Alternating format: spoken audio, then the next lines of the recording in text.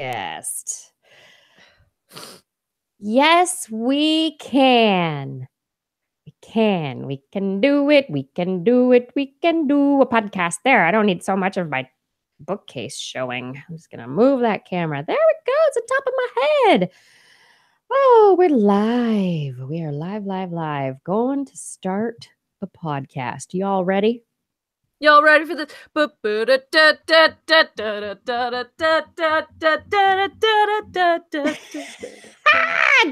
party twistcation. That's right. This is your weekly Wednesday evening twistcation. It's like a vacation with twists from the rest of the world. Dun dun dun dun dun dun dun dun dun dun. Okay, we're gonna start.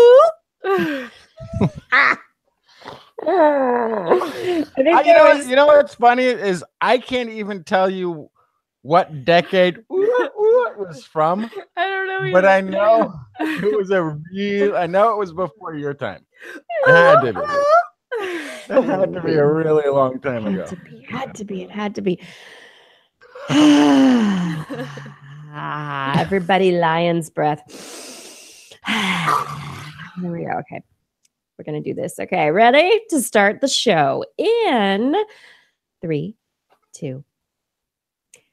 This is TWIS. This Week in Science, episode number 657, recorded on Wednesday, February 7th, 2018. Space is now open. Hey everyone, I am Dr. Kiki, and tonight on the show, we are going to fill your heads with a Tesla in space, reciprocal grooming, and urine. But first. Disclaimer. The next great discovery might be hiding right under your nose. No, it's not a mustache, lips, or even an adorable chin, but it could be that some of our greatest scientific finds are already well within our grasp, just waiting for us to notice them. And when we do, we often wonder why we didn't before. So much of what we discover seems obvious in retrospect that we often forget how much work went into making it so. That's because that's what science does. It's an endless pursuit of the obvious, confounded at every turn by a universe that makes no sense. Until, by keen observation, it obviously does. And the rest of the results of a billion observations is what has made the modern age. That and This Week in Science, coming up next.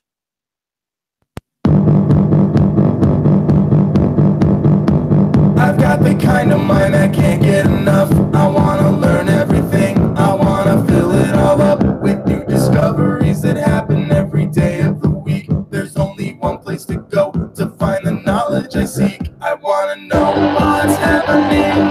What's happening? What's happening this week in science? What's happening? What's happening? What's happening this week in science? Good science to you, Kiki and Blair. And a good science to you too, Justin, Blair, and everyone out there. Welcome to another episode of This Week in Science. We're back again! And such an exciting week this week is. Oh my goodness. I honestly think a momentous occasion occurred this week. Something that is one for the history books. And we're going to talk about it. I have stories today about space, X, and urine. What do you have, Justin? I've got dead Vikings, why India will be patient zero, rising mercury, and blue pee. Ooh, that's 2 for urine. That's right. That's why it needed to be people needed to be warned right up front about this program. Okay, Blair, what's in the animal corner? I think this is the one time I don't have urine, which is very upsetting. You took a potty break before the show. Yeah, I have cooperative rats. I have woodpeckers and football players, what they have in common. And I have catastrophe. No. Mm-hmm. Why? Why do you have to be bringing the catastrophe? You'll have to find out what's killing you right now. Up next at 11. Of course, it's something always trying to kill us. Yeah. It's called life. As we jump into the show, everyone, I want to remind you all that you can subscribe to our podcast. You can also subscribe to us on YouTube and on Facebook. If you look for us, This Week in Science, just about everywhere good podcasts are found, and also on YouTube and Facebook, you will find us and you'll be able to subscribe. Also, you can subscribe and find information by visiting TWIS, TWIS.org. But now it's time for the science. Dun, dun, dun. 10, Rocket, 9, biggest. 8, Right, you're doing the countdown. 6, 5, 4, 3, 2, 1. Blast. It's a starman taking to the skies. Yeah, so the story is not about David Bowie, but it is about SpaceX and Elon Musk's old Tesla and a spacesuit that's supposed to be like a starman who's sitting in a Tesla on its way to the asteroid belt at this moment. I'm not sure. I've been trying to keep track, but earlier today, somebody who keeps track of objects that humans have put into space, who is on Twitter, he is keeping track of this and was letting us know that it is well on its way past the lunar orbit within today. So as of the broadcast, the airing of this podcast, there is a Tesla with a spaceman outfit just jetting itself through the emptiness of space. And I will admit to having been insanely busy this week and only caught like some sort of headline that was being cars in space. No, I thought David Bowie was actually in the Tesla. Not his body.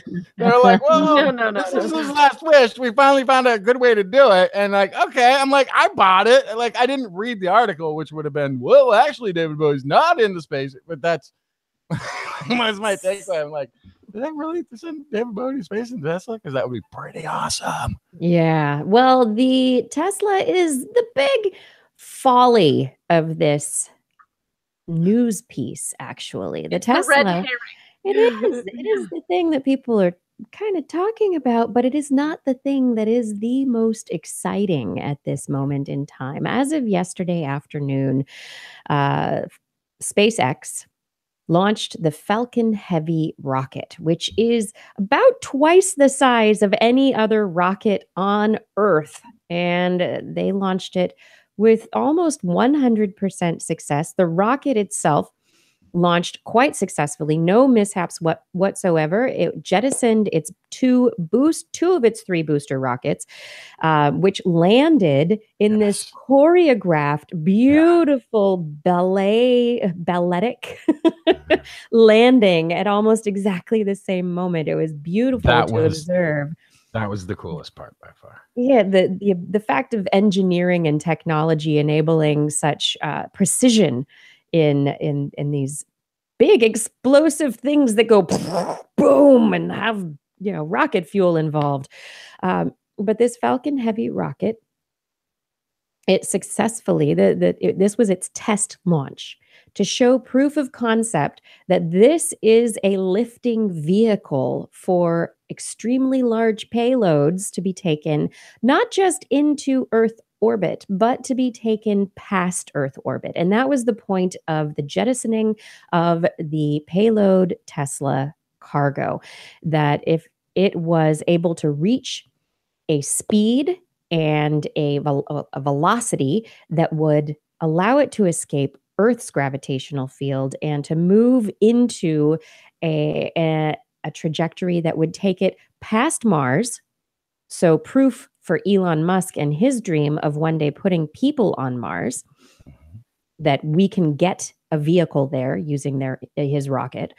And additionally, it will go past Mars and out to the asteroid belt. It will obtain, the Tesla will obtain a fairly stable orbit that should last at least 10,000 years if not longer, without much decay.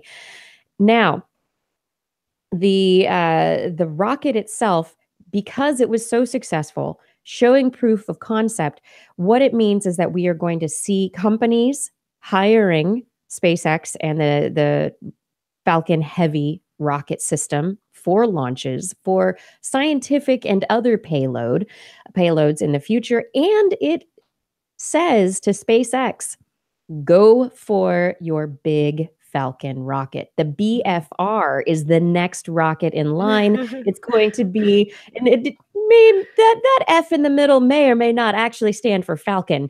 Yeah, big flippin' rocket. Is that what it stands for? Big Falcon rocket. Yeah, that's obviously big friendly rocket. The BFR is the next rocket in line for development, and since this was so successful, it means that they may put something even bigger on the launch pad, which will enable very large manned missions into space. So as of yesterday, Wednesday, for all the folly of the Tesla, the rocket launch itself was proof of concept and did indeed open up our future in space. Yeah, I think the really exciting thing that I heard, that I had to kind of read a second time, was the fact that these rockets had already been used before. The boosters. Yeah. Yes. And so this has a huge implication for the future of space travel in general, because the amount of money and metal and all this kind of stuff that we use to make everything from scratch every time. This is a huge breakthrough to be able to reuse this stuff. That's pretty great. Yep. It makes it, this isn't sustainable in the least. I mean, this is a lot of rocket fuel. There's a lot of parts involved. There are things that are not reusable, but the fact that parts of it are reusable makes it cheaper and easier to do it over and over again. And I hope, and I really do think yesterday's launch will be an inspiration for today's generation of youth who may be interested in a future in space. I mean, this opens up the asteroid belt to mining. We can get there, right? The expanse will be true soon. Exactly. We may be heading there faster than we thought. Although I'm still trying to figure out, like, why we would need to mine an asteroid. Like, we're on a pretty big one that should have everything, like somewhere. But let's not mess up this asteroid that has life on it. Why not go mine resources if we can get to them easily, so we can preserve the planet that we have? Yeah, it's for the unobtainium. The unobtainium, that's right. Eric in Alaska is commenting that he's not sure he would agree that the Tesla was a folly. Fair enough. It got attention. Absolutely. I think it's one of the best, most amazing bits of performance art ever. It's beautiful. But he said the Dragon capsule itself was first tested, and when it flew with a large wheel of cheese on board. So if we're talking about folly, fair point. Yeah, and other test vehicles throughout our space history have flown with test payloads of water, sand, concrete, and cheese. So what if Elon wanted his original Roadster up there? We get it. And who knows, maybe when our expanse future actually happens, that Tesla might be a historical monument in space that people will go visit. Oh my God. Yeah, I mean, that's right. The first thought I had was like, I wonder how many decades will pass before some other billionaire decides that would be a great trophy to have and sends a mission out to have it retrieved. To collect it. Yeah. To collect it. Yeah. Let's put it in a museum. Yes. Well, as we look out into the universe, we see all sorts of stuff out there. And one of the human follies that we have is to maybe one day leave this Earth or to find other habitable planets where life may have gotten its start. And one of the groups of planets where we have been looking is the TRAPPIST-1 star system. Now, TRAPPIST-1 is a pretty small, not very bright star. It's pretty cool, but it is surrounded by a number of planets, 7 in all, that are very close in orbit, much closer than the Earth is to our sun.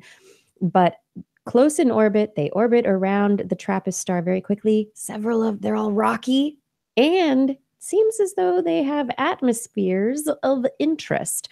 And so NASA has been training the Hubble on the TRAPPIST system. And previously, in May of 2016, the inner TRAPPIST-1 planets, B and C, were observed. But now they have reported on 3 more of the exoplanets, D, E, and F.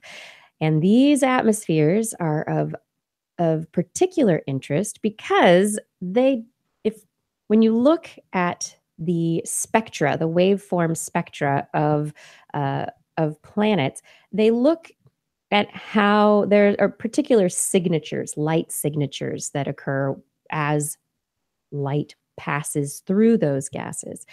And the technical description is gas giants have a puffier atmosphere because that atmosphere is made up of lighter elements like hydrogen and helium, whereas atmospheres like Earth have much heavier elements. So we've got the carbon, we've got oxygen, we've got nitrogen, we've got elements that actually are a little heavier and make the gases a bit denser. So in looking for atmospheres that might be conducive for life and might indicate atmospheres that would lead to maybe water oceans on the surface of the planet, they're looking for these indicators of a denser atmosphere rather than a puffy atmosphere. And that is exactly what they found.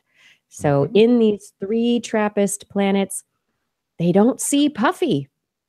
There's no puffy. So the next step, they don't know if there is water on the surface of these planets. This is not something that they are able to look at this point in time. But when the James Webb Telescope gets up into space, it will be able to take a much closer look at the TRAPPIST system to be able to determine exactly what elements, what molecules might be present in the atmospheres of these planets, and whether or not oxygen and even water are a major part of them.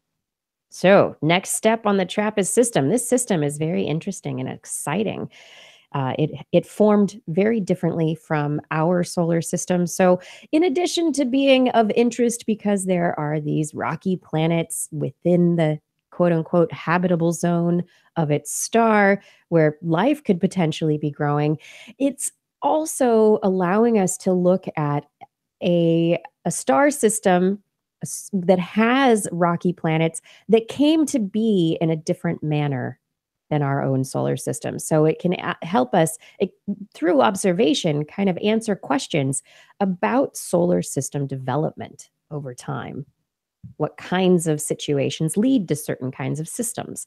And that might lead us to being able to train our telescopes onto more likely contenders for habitable systems in the future. Yeah, and I think there's also a fair bit of envy and imagination at work. In that if our own Earth was in that sort of a system, then the other planets, which could also be potentially habitable, are right close by, can be seen in the night sky. Even, I mean, there's something of a little bit of sci-fi romanticism about that as well, and it's great. Yeah. You know, that if it has the atmosphere, one of the things that one of the reasons why water, we think, is so crucial for life to exist isn't necessarily a characteristic far beyond water being such a good solvent that things get to mix and interact at a much greater level than they would in any other condition. So, yeah, I mean, water is possibly the best overall solution to start life in. So that's part of why we look at a planet like that could have an atmosphere, that could have water, and go, okay, that's where we need to look, versus an arid, rocky, frozen tundra type of location. Yeah. And then my final story to start out the show is another look even further. The TRAPPIST system is within the Milky Way galaxy. And so far, all of our observations looking for exoplanets have been within the Milky Way galaxy. I mean, we haven't even looked at the entire Milky Way galaxy, but because of the places that we have looked, we have an estimate that there's probably only about one planet per star in the Milky Way galaxy. Wait, what? Yeah, that's the estimate. I mean, that still leaves room for like 1 trillion planets. It's a mind-bogglingly big number. Where did that come from? I thought our number was that our planet, or that our solar system actually was turning out to be pretty average. Oh, really?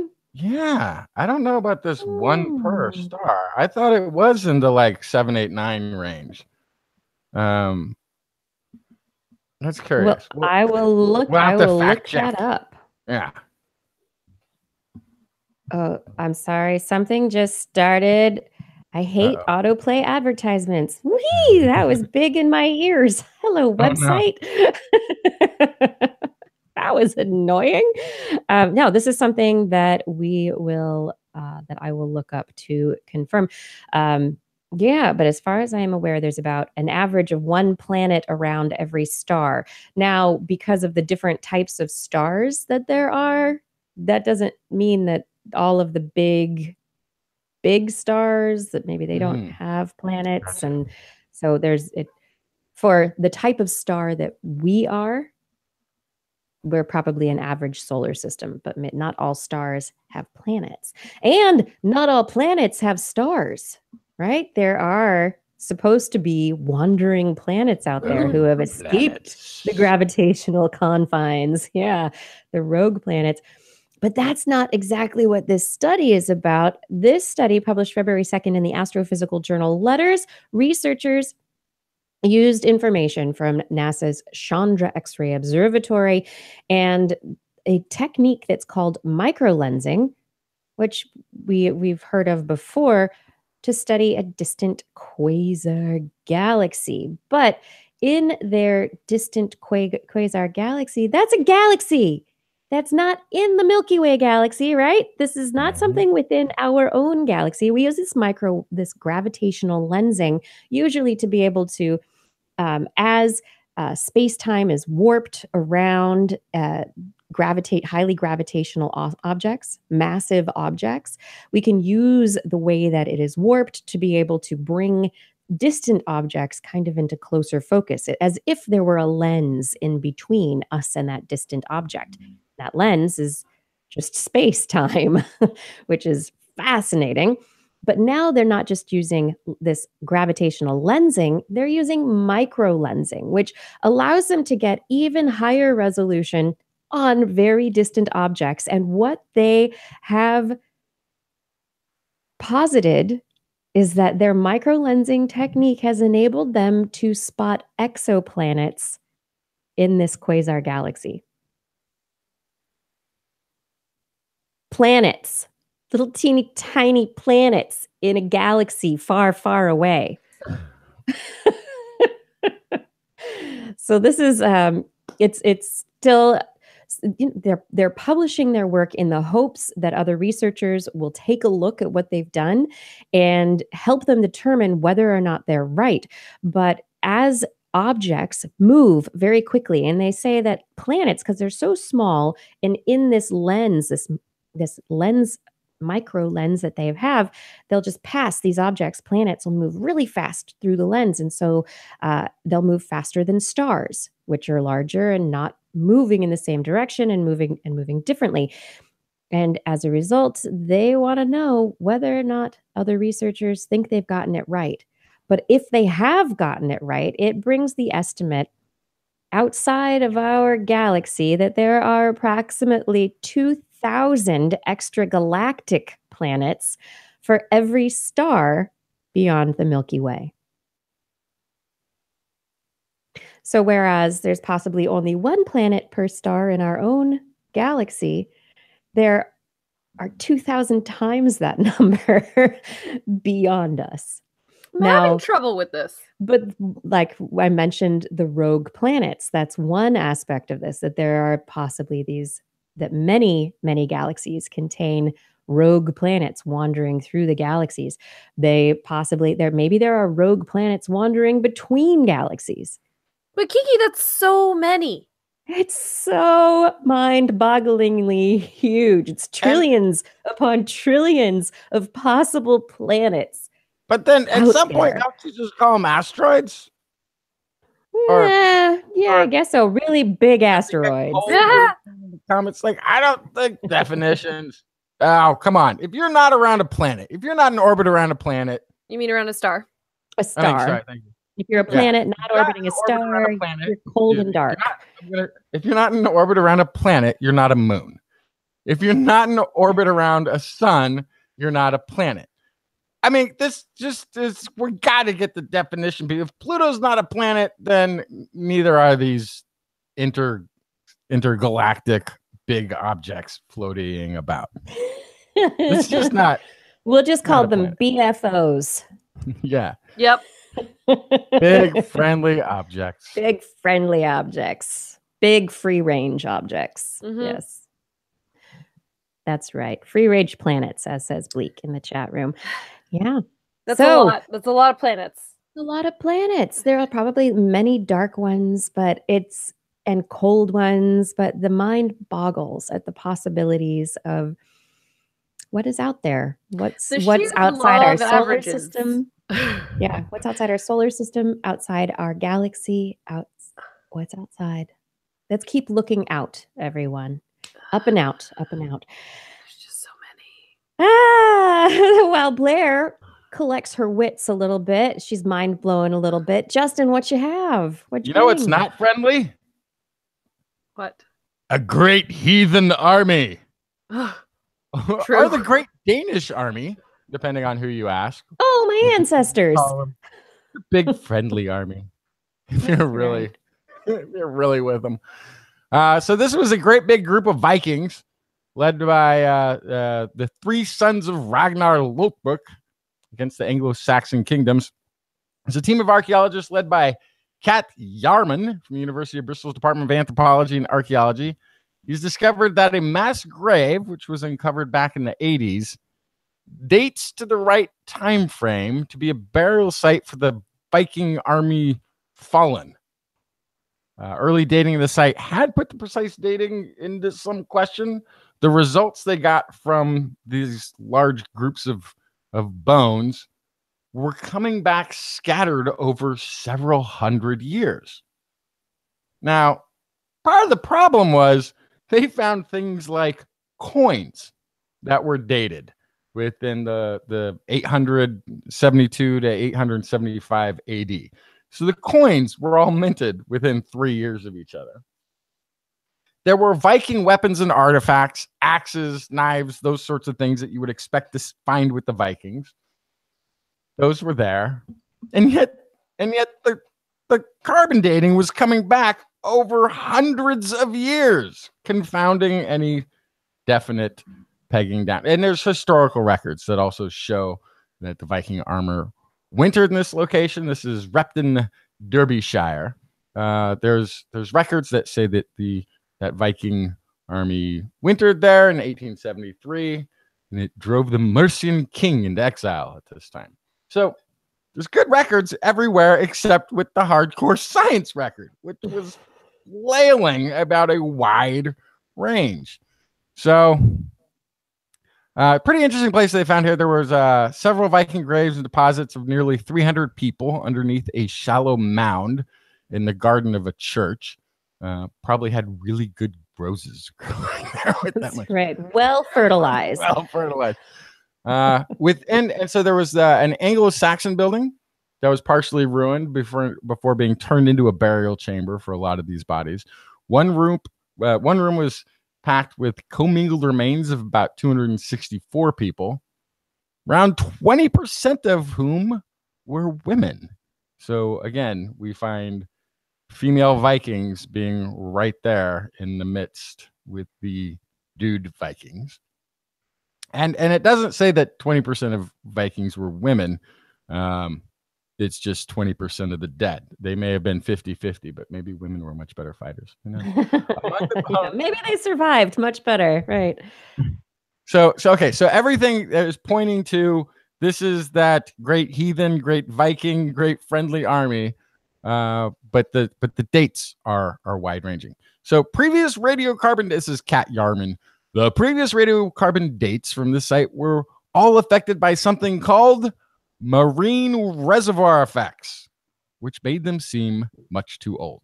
So the idea here is when we eat fish or other marine foods, we incorporate carbon into our bones that is older than the carbon that is on the surface of the planet that we're usually interacting with. And since radiocarbon dating is a system that was really designed for dating things in reference to carbons on a land-based level, well, the carbons that these fish were interacting with, that these Vikings were probably eating a lot of, were affecting the radiocarbon datability of their bones.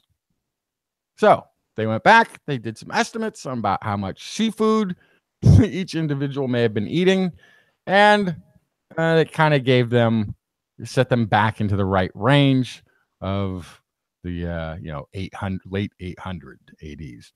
Right? There's some interesting artifacts. One grave contained 2 men, one of which was buried with Thor's hammer pendant, which is a very old Viking sort of trinket, Viking sword, several other artifacts. He had one of those individuals had received numerous fatal injuries around the time of death, including a large cut to his femur. Intriguingly, he had a boar's tusk placed between his legs, and it has been suggested that the injury may have been a severing of his own boar's tusk. Whoa! Yeah. What? Yeah, they're like, let's try to put them back together as best we can. Yikes. There was another grave with 4 juveniles between 8 and 18 buried together in a single grave with a sheep jaw at their feet, with signs of traumatic injury. So pretty interesting overall. I was not aware of this thing of the eating fish can give your bones older carbon. I have all the old carbon. I eat a lot of tuna fish. I wonder if I have like if you were to radiocarbon date me, would I be like 300 years old? I don't know how this works exactly, but I feel like I might eat almost as much fish as a Viking.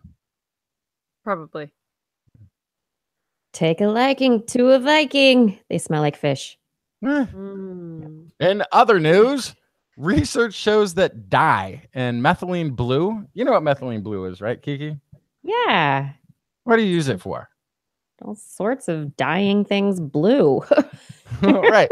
So, like tie-dye? Do you use it for tie-dye? No. It's like for cell counts, for cell viability. Counts, yeah. So right. You mix your cells that you want to count with this methylene blue, and the dead cells, because the outside of their cell walls have decayed, take on the dye, whereas the living cells don't. And so you can do a cell count under a microscope and say, you're alive, you're alive, you're alive, you're alive, you're alive, dead, dead, you're alive, dead, dead, and you count them up, and then you have the viability of your culture, right? So turns out it may be a safe anti-malarial drug in usage. It apparently kills malaria parasites at an unprecedented rate. Within 2 days, patients are cured of the disease and, a little bit more importantly, perhaps, no longer transmit the parasite if they are bitten again by a mosquito. That is huge. Right? This is a discovery made by Hrab University Medical Center scientists and international colleagues during a research project conducted in Mali. As a side effect, if somebody accidentally pokes you, do you bleed blue? No, but you do pee blue. Ooh, that's fun. Right? So now you've piqued my interest. So malaria parasites are increasingly resistant to the therapies that we're currently using. In addition, these medicines that we currently use do not really stop the spread of malaria because the parasite remains in the blood. And if another mosquito comes along and bites a person who has been cured, they can still transmit malaria to somebody else for weeks. Right? The parasites split into the patient's blood into male and female sex cells. So these, gamecytes are still present and then taken up. Yeah. Gametes get taken up into the mosquito's stomach, fertilized, come back out in mosquito's saliva. That's the sort of life cycle of that parasite. So yeah, biting cured patients still spreads the disease. So in this study, the researchers added methylene blue to the current therapy. So it's not methylene blue by itself, right? It's with the current combination of drugs that they're using to fight malaria. But when it's added, patients were no longer able to infect mosquitoes within as little as 48 hours, which is just fantastic. Patients who were not given were still able to infect other mosquitoes for at least a week. They had done some previous laboratory experiments, but this is the first time these effects were seen in humans. And yeah, it makes your pee turn a bright blue. Although I'm wondering if those patients, if they started taking vitamin C pills for a while, could they get it to turn green? I want to try. I don't know. I think it's funny. One of the comments about the side effect of the blue urine is that they need to solve this problem because patients might stop using the treatment if they see their blue urine. Whereas I find that kind of a fun side effect. Yeah. Right? That'd be a blast. That's new and different. Hey. Super fun. No, that's exactly what Justin was talking about too. Like, what happens if I take some vitamin C? What happens if I eat some asparagus? What's gonna happen? I'm so excited to find out. Yeah, this is but I'm just wondering, how from your disclaimer at the beginning of the show, it's like once you find something, it's like, oh, of course that we know that. But Sure. How was this not discovered and used sooner? What are the challenges? I want to know what the issues are here because we've had methylene blue for decades. And it's in every lab, everywhere. It's in every lab of anywhere that's ever worked on malaria. Exactly.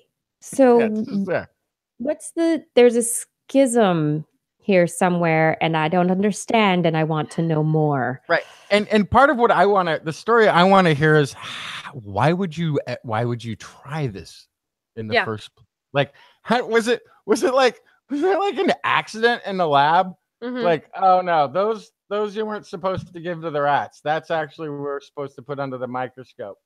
Oh, look how well they're doing. Oh my goodness. Like, I don't know. Like, that's, I think, probably the hidden story that's even more fantastic than the pea turning blue.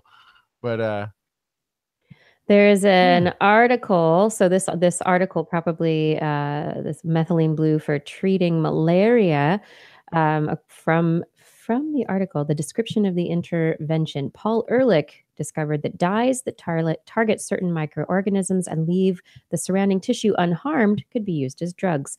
In 1891, methylene blue was discovered to fit into this category for malaria treatment. 1891 it was first discovered. What?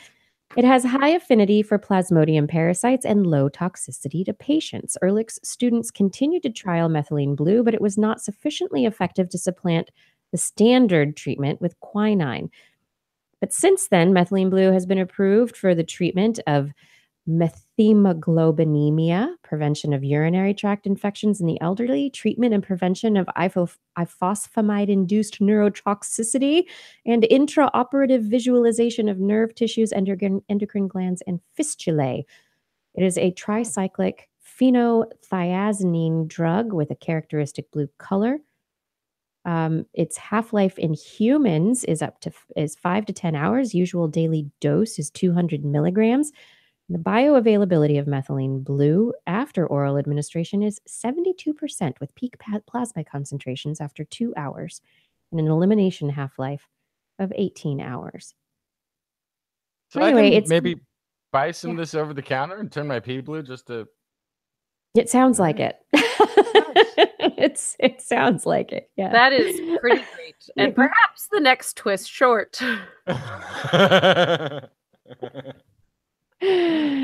Oh my. Yeah. So this is fascinating. And I would love to know how well this works in a clinical setting and if patients go for it. That would be great to know. It would. This is This Week in Science. We're here. I think we have covered one of our urine stories. That means there's another one yet to come in the second half of the show. But right now, it is time for Blair's Animal Corner. With Blair. She loves our creatures, great and small. Biped, millipede, no pet at all. Wanna hear about animals? She's your girl. Except for giant pandas and squirrels. Animal Corner.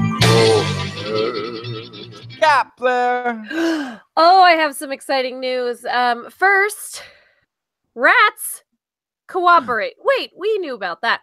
So there's a news story about how rats cooperate. This is a study on Norway rats from the University of St. Andrews and the University of Bern in the UK and in Switzerland. And they wanted to see how rats would how they would interact with each other if they both needed something. So one got salt water applied to their neck in a place that they couldn't reach to create a situation where they needed help. They needed to groom to get that salt water off. It was bothering them. And then another rat had access to, didn't have access to food, but the rat that needed grooming did. So they had partner rats. They had them have the ability to pull food items toward the rat that didn't have access to food. So after that, then they had the opportunity to reciprocate the favor, grooming the rat, or offering food to the rat after being groomed. So they did this in multiple directions: grooming, then eating, eating, then grooming. And they found that grooming was a cooperative action that was provided to food providers more often than those who had not been provided food. And rats provided more food to groomers. So it went both ways. So there was this very clear exchange for goods, kind of like goods and services. It was kind of like, it's not described this way in the article, but to me it sounds like payment. It sounds like, here's some food. Now will you do me a solid and take care of that salt water? I scratch your back, you scratch mine. Yes, exactly. Yeah. So it's a little bit different because it went both ways. If it was only ever, here's food, now take care of me, it would be more of a payment structure, I think. But because sometimes it was, here's food, now take care of me. Oh, you took care of me, now here's some food. Since it went both ways, it was more of just a reciprocal action. So the fact that they're trading surfaces shows direct reciprocity. I help you because you help me.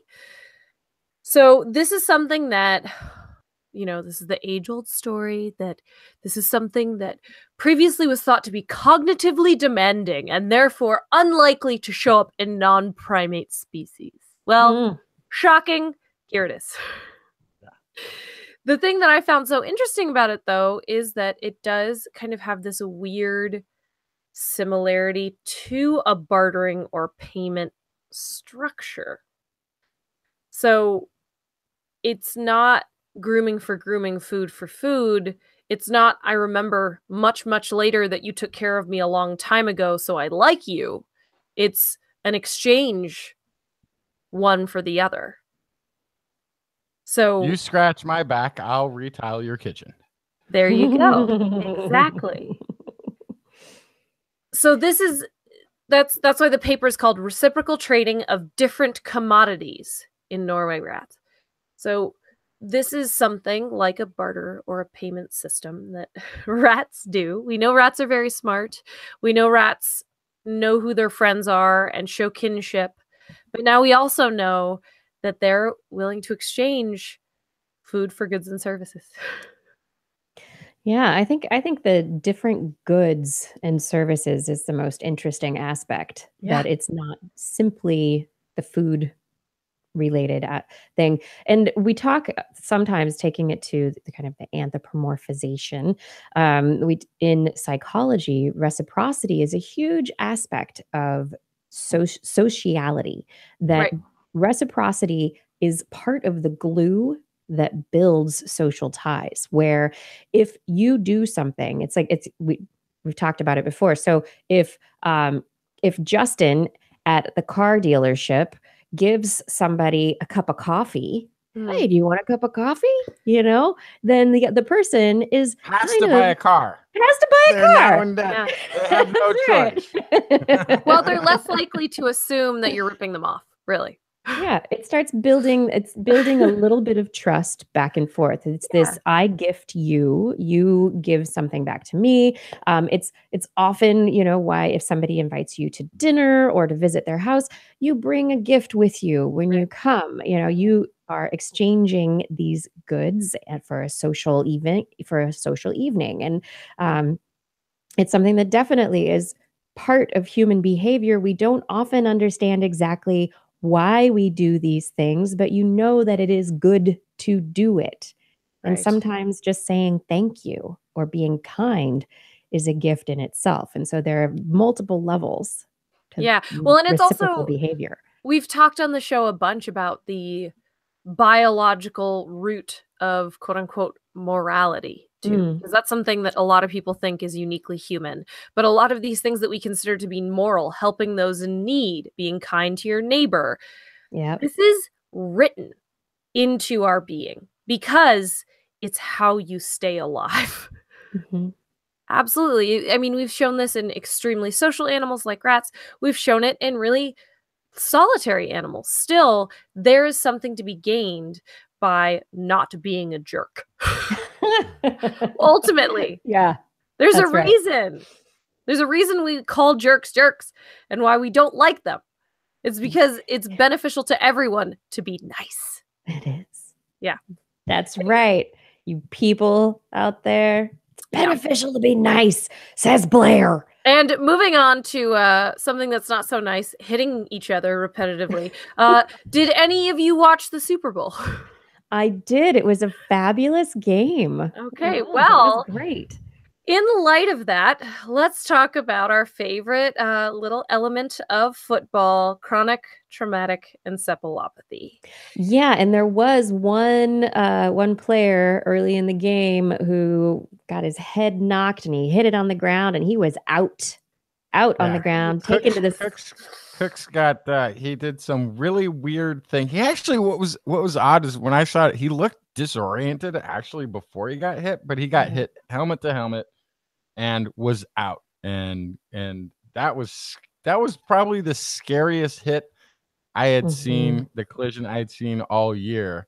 And it was there in the Super Bowl. And he wasn't the only one. But he was out for the rest of the game. Out for the rest of the game. So the problem, one of the cornerbacks also at the end of a play, the opposing player did this to the refs to indicate he was unconscious on the ground. Oh boy! Twice in that same game. Well, when you get hit really hard in the head, there is often brain damage, and the signature of brain damage that you can see usually comes in the form of tau proteins. So Kiki knows all about this in her many hours over a hot brain, right? Maybe no. Well, in brains, you have your neurons, you have your axons, which are like the telephone wires that connect the neurons. And then what happens is normally in a healthy brain, you have some tau proteins around those axons. But from trauma, you get a buildup of tau proteins, and that's often a signature, a telltale sign of brain damage. And so researchers from the Boston University School of Medicine wanted to look at woodpeckers to see what was going on in their brain. We've talked about this a little bit on the show before. Why? Why don't woodpeckers have CTE? Why are they able to stand up straight? How are they just not riddled with brain damage? Well, they've got padding in their heads and they've got special elastic bits in the back of their necks to absorb the shock. So their brain is not right. That's what we learned, right? Well, so we've learned that by looking around the brain, but apparently nobody has done a large-scale study on woodpecker brains themselves looking for brain damage.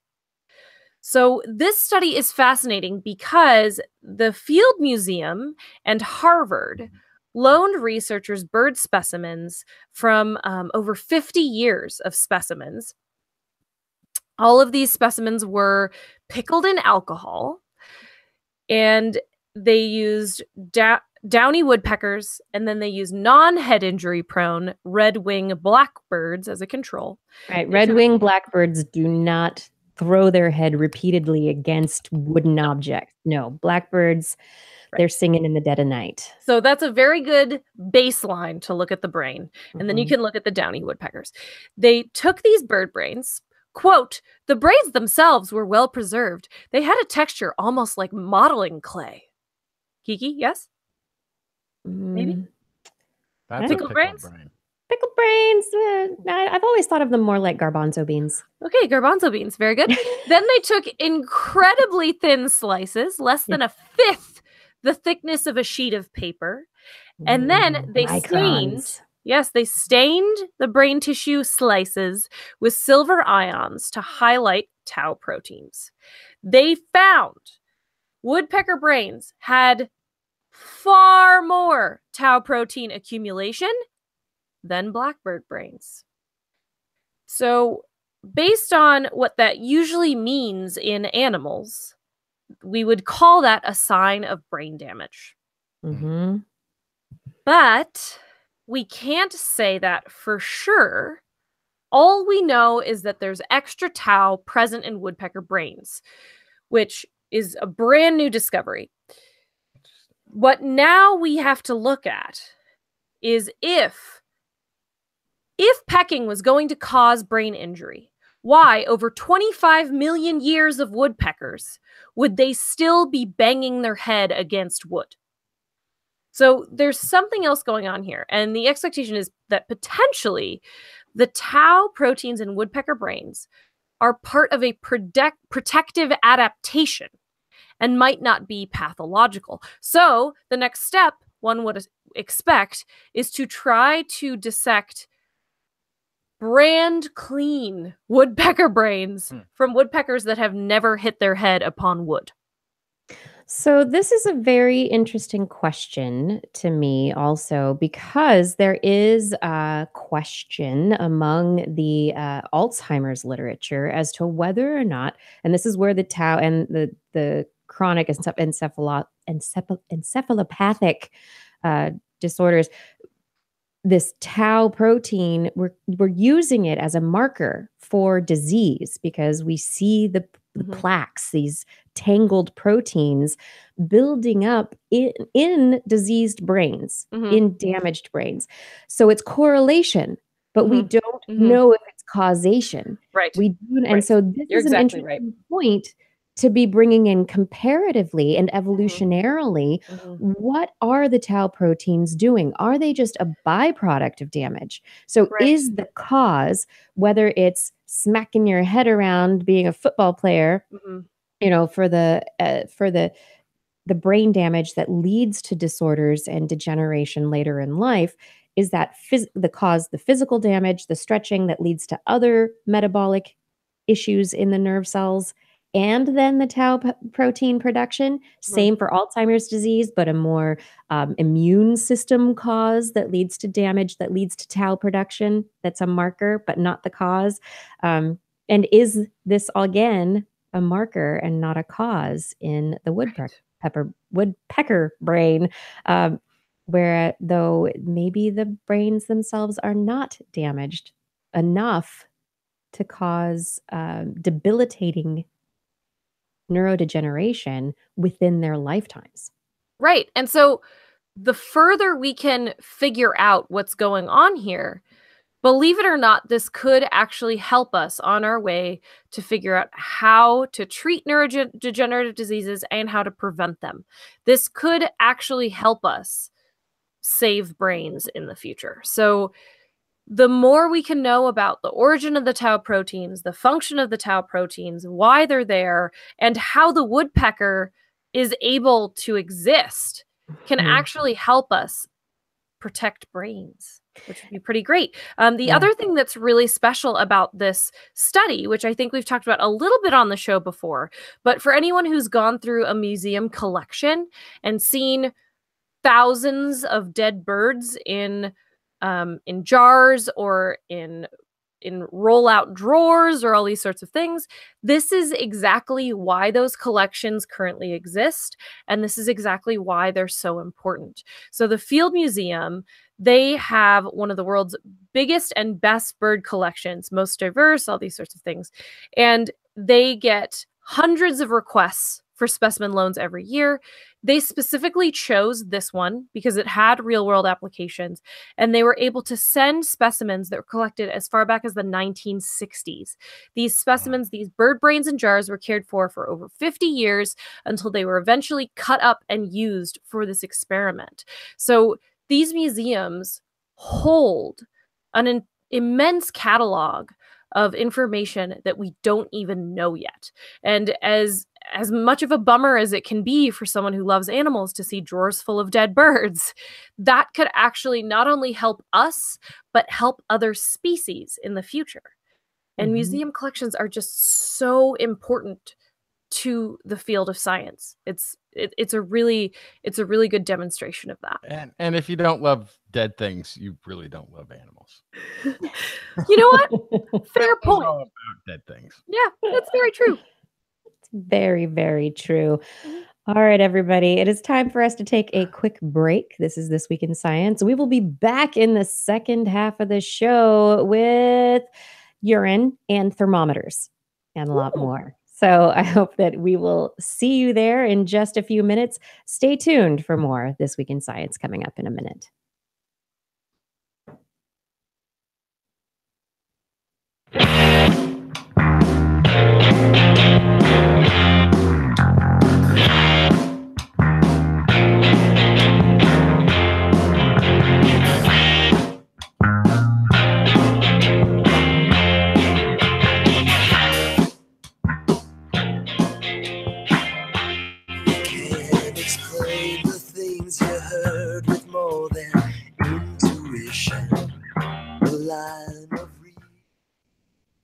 Hi, everybody.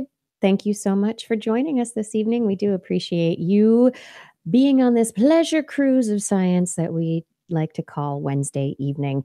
Everyone, if you're here tonight, if you're here listening to the podcast right now, you know that we do this every single week, and we do it because you're here with us, but we also need your help to keep doing it. So I would like to ask you all to head over to TWIS.org, where you will find all sorts of ways to help TWIS out.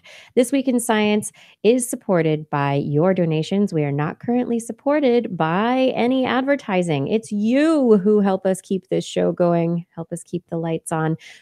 So here is how you can help us out and how you can make things happen. TWIS.org, we have donation buttons. So if you scroll down to the side, you'll be able to find a nice yellow donation button that leads you to a PayPal interface. So if you like PayPal and just donating through the PayPal system, click on that button. It'll allow you to donate an amount of your choosing, and however you'd like to do that through PayPal, right? Now, additionally, if you click on the most recent episode or any of them, among also the wonderful show notes that you will find, you will also, if you scroll to the very bottom of our notes, find pink buttons that allow you through PayPal to set up recurring payments, $2 a month, $5 a month, $10 a month, recurring month after month, so that you only have to set it up once and it keeps working using PayPal to help us out in an ongoing fashion. If you like the ongoing fashion thing but aren't keen on PayPal and would love a little bit more interaction with us here at TWIS, you can help us out on Patreon. And there is a link for that at the very top of our website. Click on the Patreon link. That will take you to patreon.com/thisweekinscience. And that will allow you to click on a button, become a Patreon member, and help us out in an ongoing fashion at whatever level you choose. And in return, there are many premiums that we offer in return for your help to keep the show going. Now, going back to our main website, you can also help us out by buying merchandise, wearing shirts that say "This Week in Science" on them, having a mouse pad, mug, maybe a tote bag. Where do you find those things? Oh, our Zazzle store. So you click on the Zazzle store link. That will take you to the Zazzle interface, zazzle.com/thisweekinscience, where there are all sorts of items with the TWIS logo and also with artwork from previous years' Blair's Animal Corners calendars that you can enjoy, share with loved ones, other people who enjoy TWIS, but also help us out because a portion of the proceeds do come back to us to help keep the show going. Additionally, if you're over at twis.org and you haven't subscribed to the podcast or to our feed over on YouTube or anything, why don't you click that big orange subscribe button? Subscribe to This Week in Science. Tell your friends to go to twis.org and subscribe so that they are part of getting This Week in Science to whatever device they like on a week after week after week basis, so they never miss the fun science. Don't miss this show. It's too fun. You click on the YouTube, you can subscribe to our channel on YouTube. And you know what? We just got our first donation over on YouTube this evening. Thank you. Thank you very much to our viewer who donated over there. That was amazing. I really didn't know that was a thing. And then it was a thing. I saw it happen. That's so cool. So if you watch us on YouTube, you can donate directly through YouTube, and that'll go to our account and help keep the show going also. Thank you so much for your support here. If you're not able to help out financially, if you're not able to help us keep paying the bills, what you can do is tell people about TWIS. Lead people to twis.org, lead them to our Facebook page, lead them to our podcast, get them to subscribe, help us out that way, grow the TWIS family, and help us just keep doing what we do and bringing you TWIS week after week. Thank you so much for your support, for your ongoing support, because we really could not do this without you. But I still give a damn. The ramification of treatments from holy men leaves me slightly queasy deep down in the abdomen, convinced that the lives that they lead need adjusting. They drive to the bookstore and blindly start trusting the miracles and cures all laid down in black ink.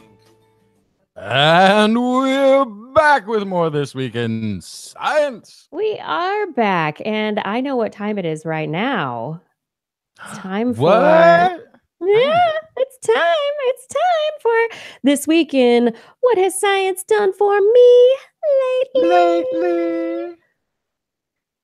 This is coming in from Minion Brian von Wert. He writes, "What has science done for me lately? I have what used to be called Asperger's and is now known as high-functioning autism. One of my conditions is I have a lot of issues with directions. My wife called me directionally challenged. I must stop and think before I know my left from my right. When it comes to travel, I need to travel a path several times before I learn how to get there on my own. GPS has been a great advantage to me, helping me to get to work, home, and many other places without a personal navigator. And I'm going to add also without getting lost. That's awesome.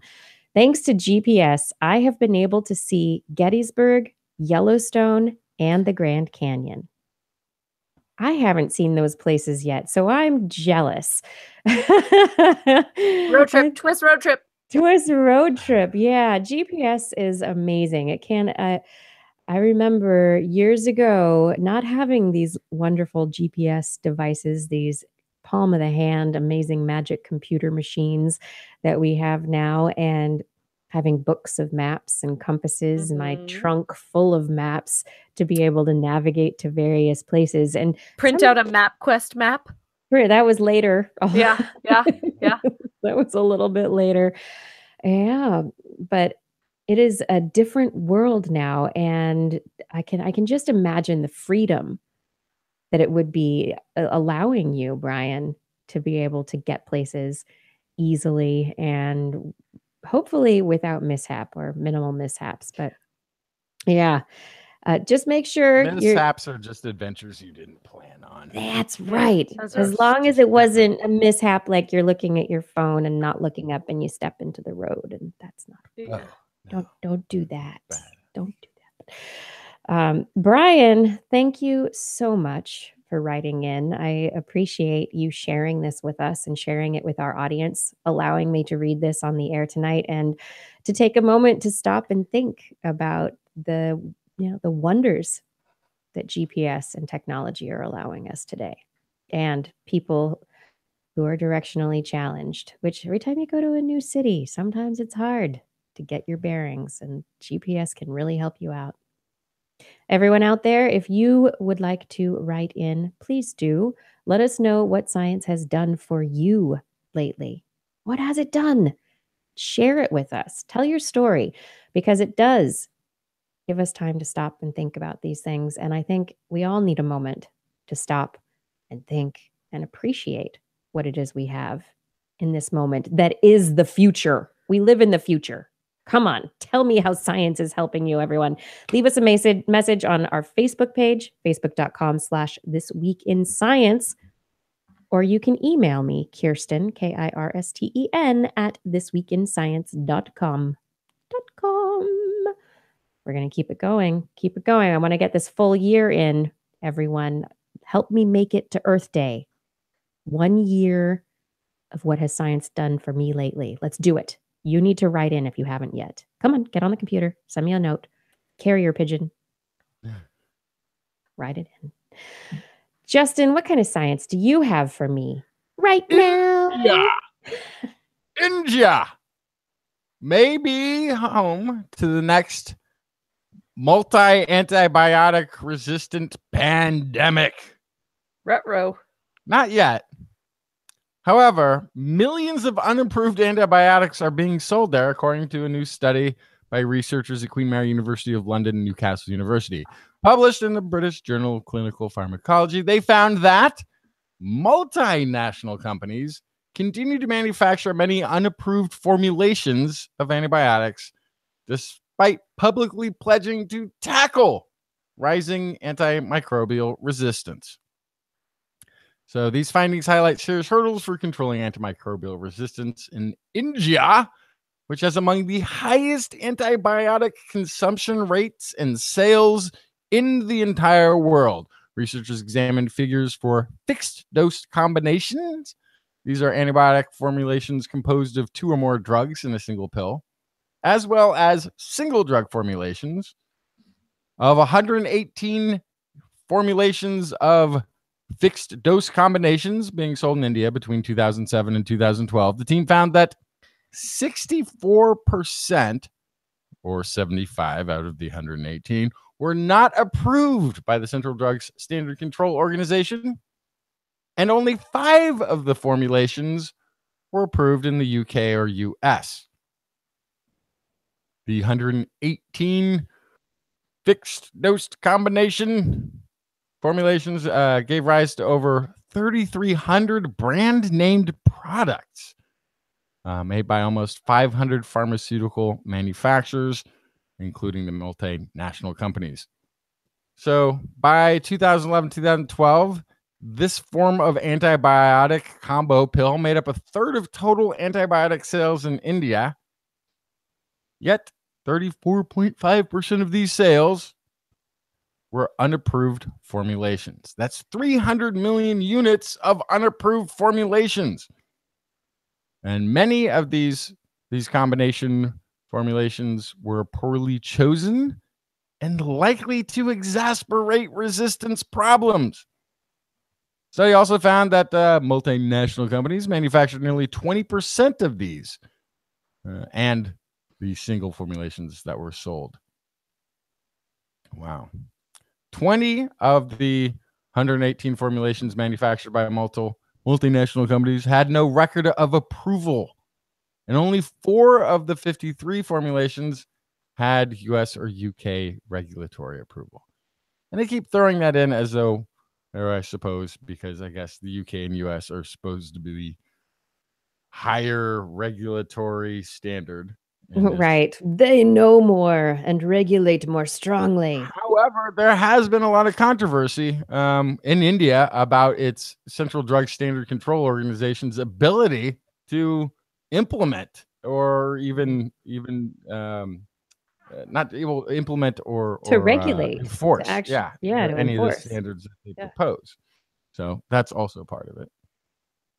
Lead author Patricia McGetton from Queen's Mary says, selling unapproved, unscrutinized antibiotics undermines measures in India to control antimicrobial resistance. Multinational companies should explain the sale of products in India that do not have the approval of their own national regulators, and in many cases do not have the approval of the Indian regulator in which they're selling these products, manufacturing and selling. So, this is just a really bad situation where you, I guess it's, from the way at least this article had, the impression I was left with was that perhaps because actual physician care, I'm assuming this isn't going through physicians that you're prescribing. Some of it probably is that physicians are definitely going to be prescribing unapproved antibiotics. It's possible, but the impression I kind of got from this is that it might be more along the lines of not having a direct physician access, and so these non-prescriptive, like, people are self-medicating antibiotics to treat what all ails them. And well, I know here people in the United States, often if they can't get what they want from their own doctors or insurance companies and pharmacies, there are people who order from India and other places where things are available. So there is and the greater availability of items and the greater use of items. Yeah. Right. And I don't want it to sound like the United States standards of self-medicating are much higher than in the rest of it. No. But we self-medicate in a way that that kills people. And so it doesn't spread. That's different than creating a resistance amongst diseases that then no other nation or peoples can counter. It's a little bit of a frightening pandemic-y type situation brewing in these wild, unregulated usages of antibiotics. This sounds like a good reason for an awareness campaign worldwide. Only take prescribed antibiotics and take them for the full course, or we're all screwed. Follow the instructions. Make sure you read the instructions twice and follow them. All the way. I feel better. I don't need to take it. No, take it. Take the whole bottle. Like I really need it. No, you don't. You're missing the whole concept of this. How this thing works. My, oh my, oh my. Yeah, it is scary. It is very scary. But one of the interesting ways that we are hoping to get past antibiotic resistance is looking at the bacterial world itself, and what informs us very often is how bacteria interact with their own viruses, the phages that live to prey on bacteria. Mwahaha. Yeah. So we get sick from viruses, so do bacteria.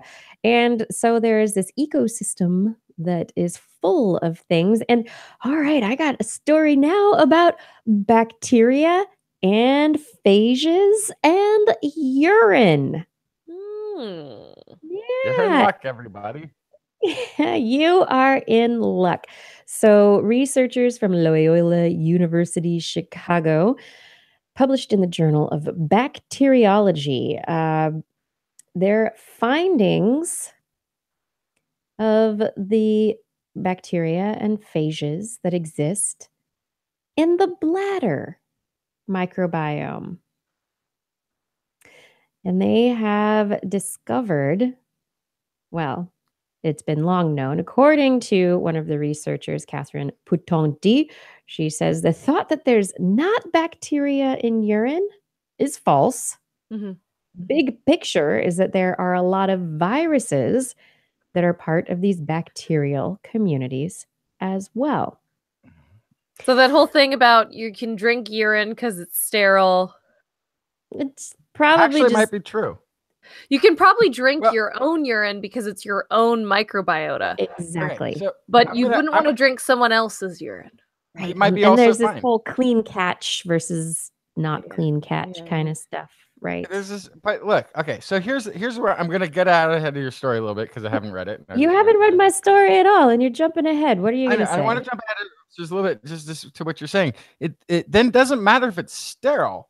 If the viruses are are protective, if they're filtering, if they're killing bacteria that you wouldn't want in your bladder, then they may be helping prevent infection. This might be a layer of the immune system. And so, Mhm. yeah, it might actually be safe to pee on your skinned knee or whatever, like there might be something to it, and to the extent that it hasn't gone horribly awry when people have done that. Not that it has a health benefit. I'm not condoning or promoting this activity, but it may be that it doesn't have a negative result because the viruses that are there and the bacteria there have been screened in that sort of way. But that's just my. Yeah. So these phages, these viruses of bacteria, yes, they can be very beneficial, and they may be involved in fighting infections like bladder infections. They may be involved in the entire health of various systems of the body. And so, of course, researchers want to find out more about how these ecosystems work.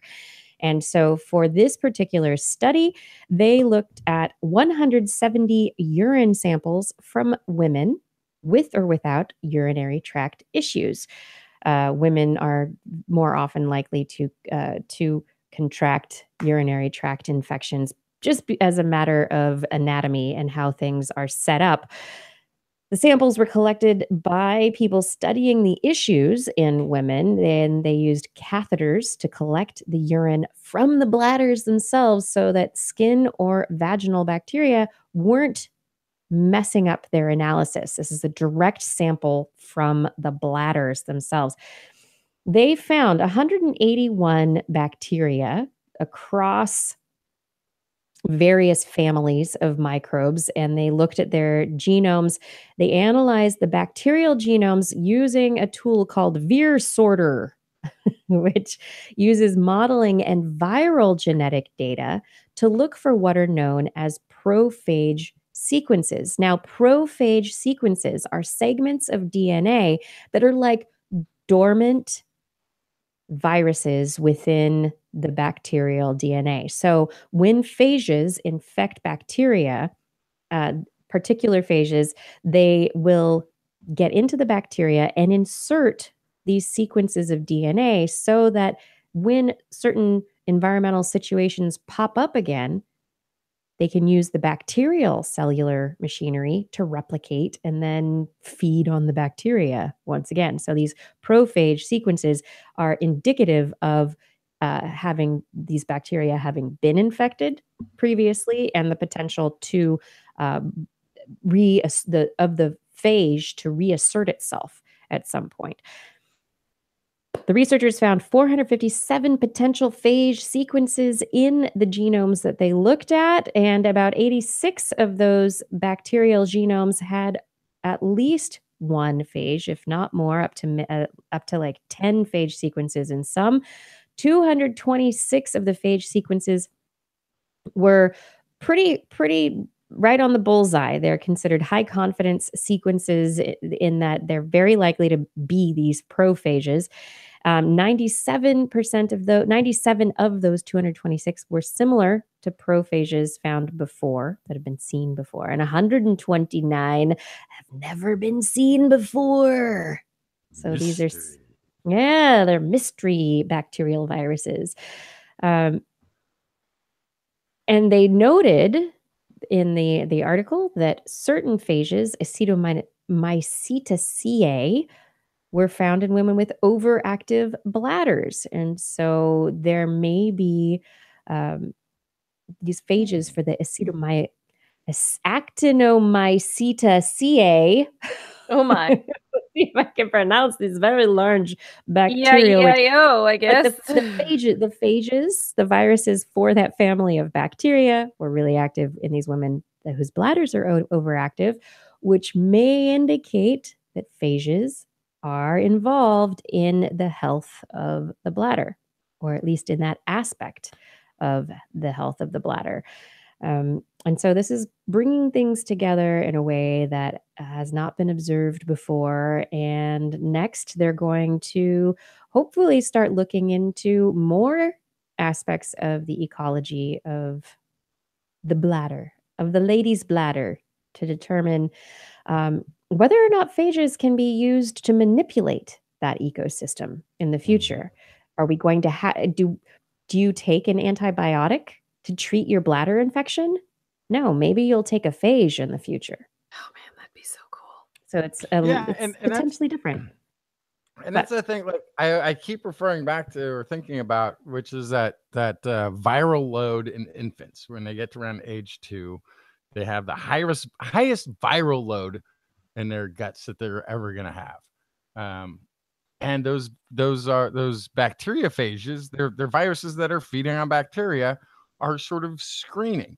And so, well, while we're all sort of focused on the probiotics, really the probacterial phages might be the real thing that you want to put into that system that can defend it beyond that first meal or second meal of probiotics, but actually get in there and sort out what a human body is kind of designed not to have. I mean, this is a long-term evolutionary relationship that we're talking about, and maybe not only just phages on their own, but potentially phages in conjunction with antibiotics. So maybe the combination of antibiotics and prophages, or different combinations, could allow us to make things work really well. And if the antibiotic is a bacteriophage virus, then right. I mean that's antibiotic, right. That's sort of what I think that's the thing, right? Like we may just turn out viruses are our best friend. Viruses, that's right. You like the viruses. I don't like the flu virus these days, but who needs a thermometer? Do you need a thermometer? Oh man, I wasn't ready for my transition. Sorry, I'm making you a segue. Here we go. Yes, as the mercury continues to rise with global warming, the mercury will continue to rise with global warming. Researchers have discovered permafrost in the northern hemisphere stores massive amounts of natural mercury. The finding was significant implications for human health ecosystems worldwide. In a new study, scientists measured mercury concentrations in permafrost cores from Alaska and estimated how much mercury has been trapped in permafrost north of the equator since the last ice age. Turns out, it's a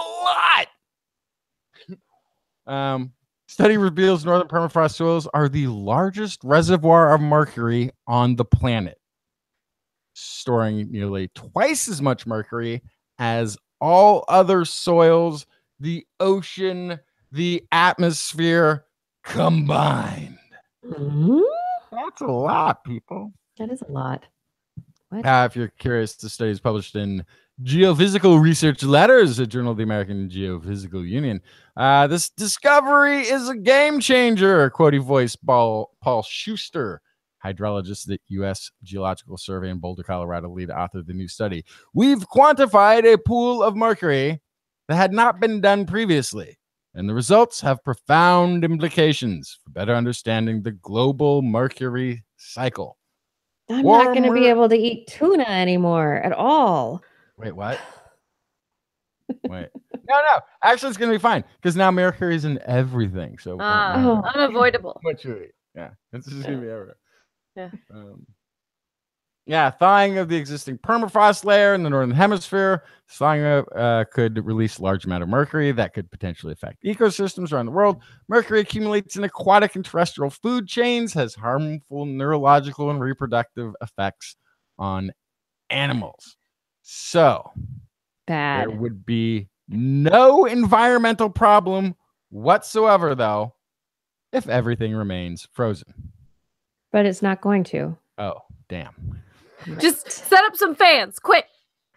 I mean, we're all worried about the methane that's going to get released from the permafrost, but mercury?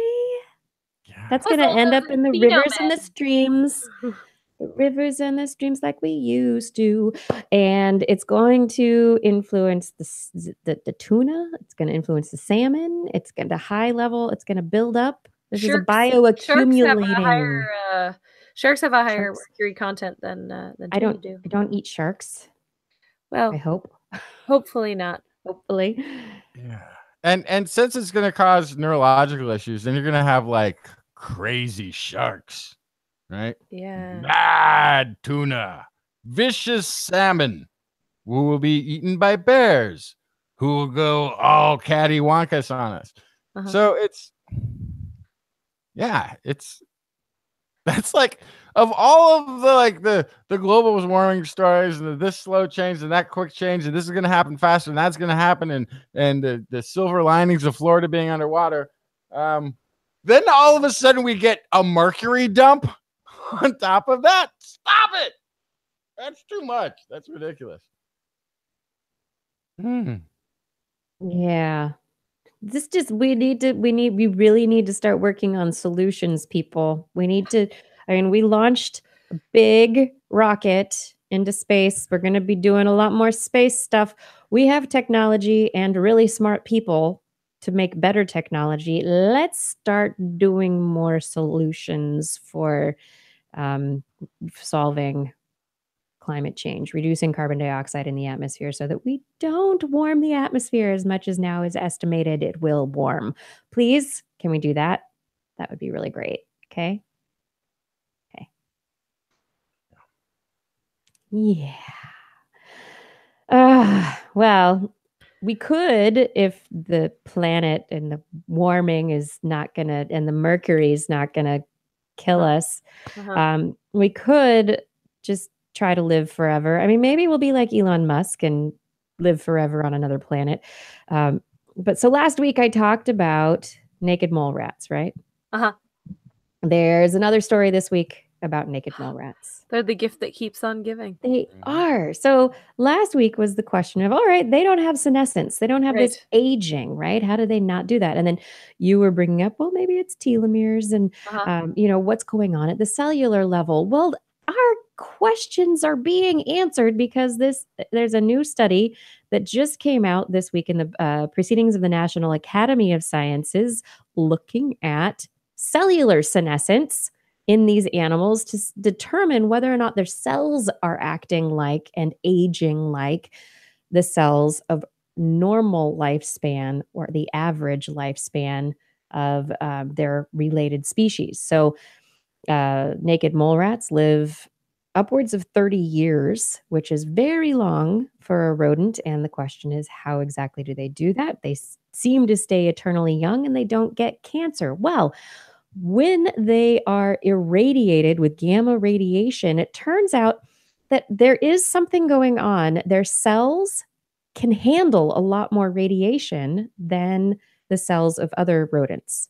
So there is something going on there.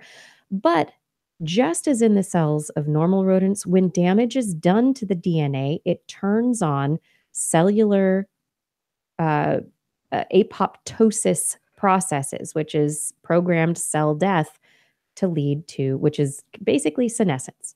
And there are metabolic cellular pathways that are turned on. So yeah, the cells die just like in normal aging mice. They also have cellular senescence during development, which is kind of understandable because they go through a developmental period in which you can't just have everything dividing and differentiating and doing what it does forever. So for example, in the brain, we have a bunch of neurons in the brain and then they get pruned, right?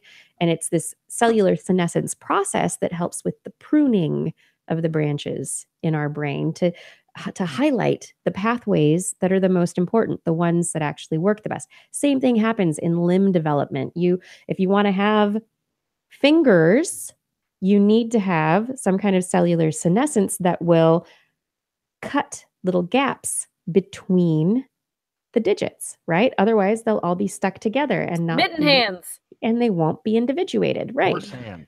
Right, like a horse. Yeah.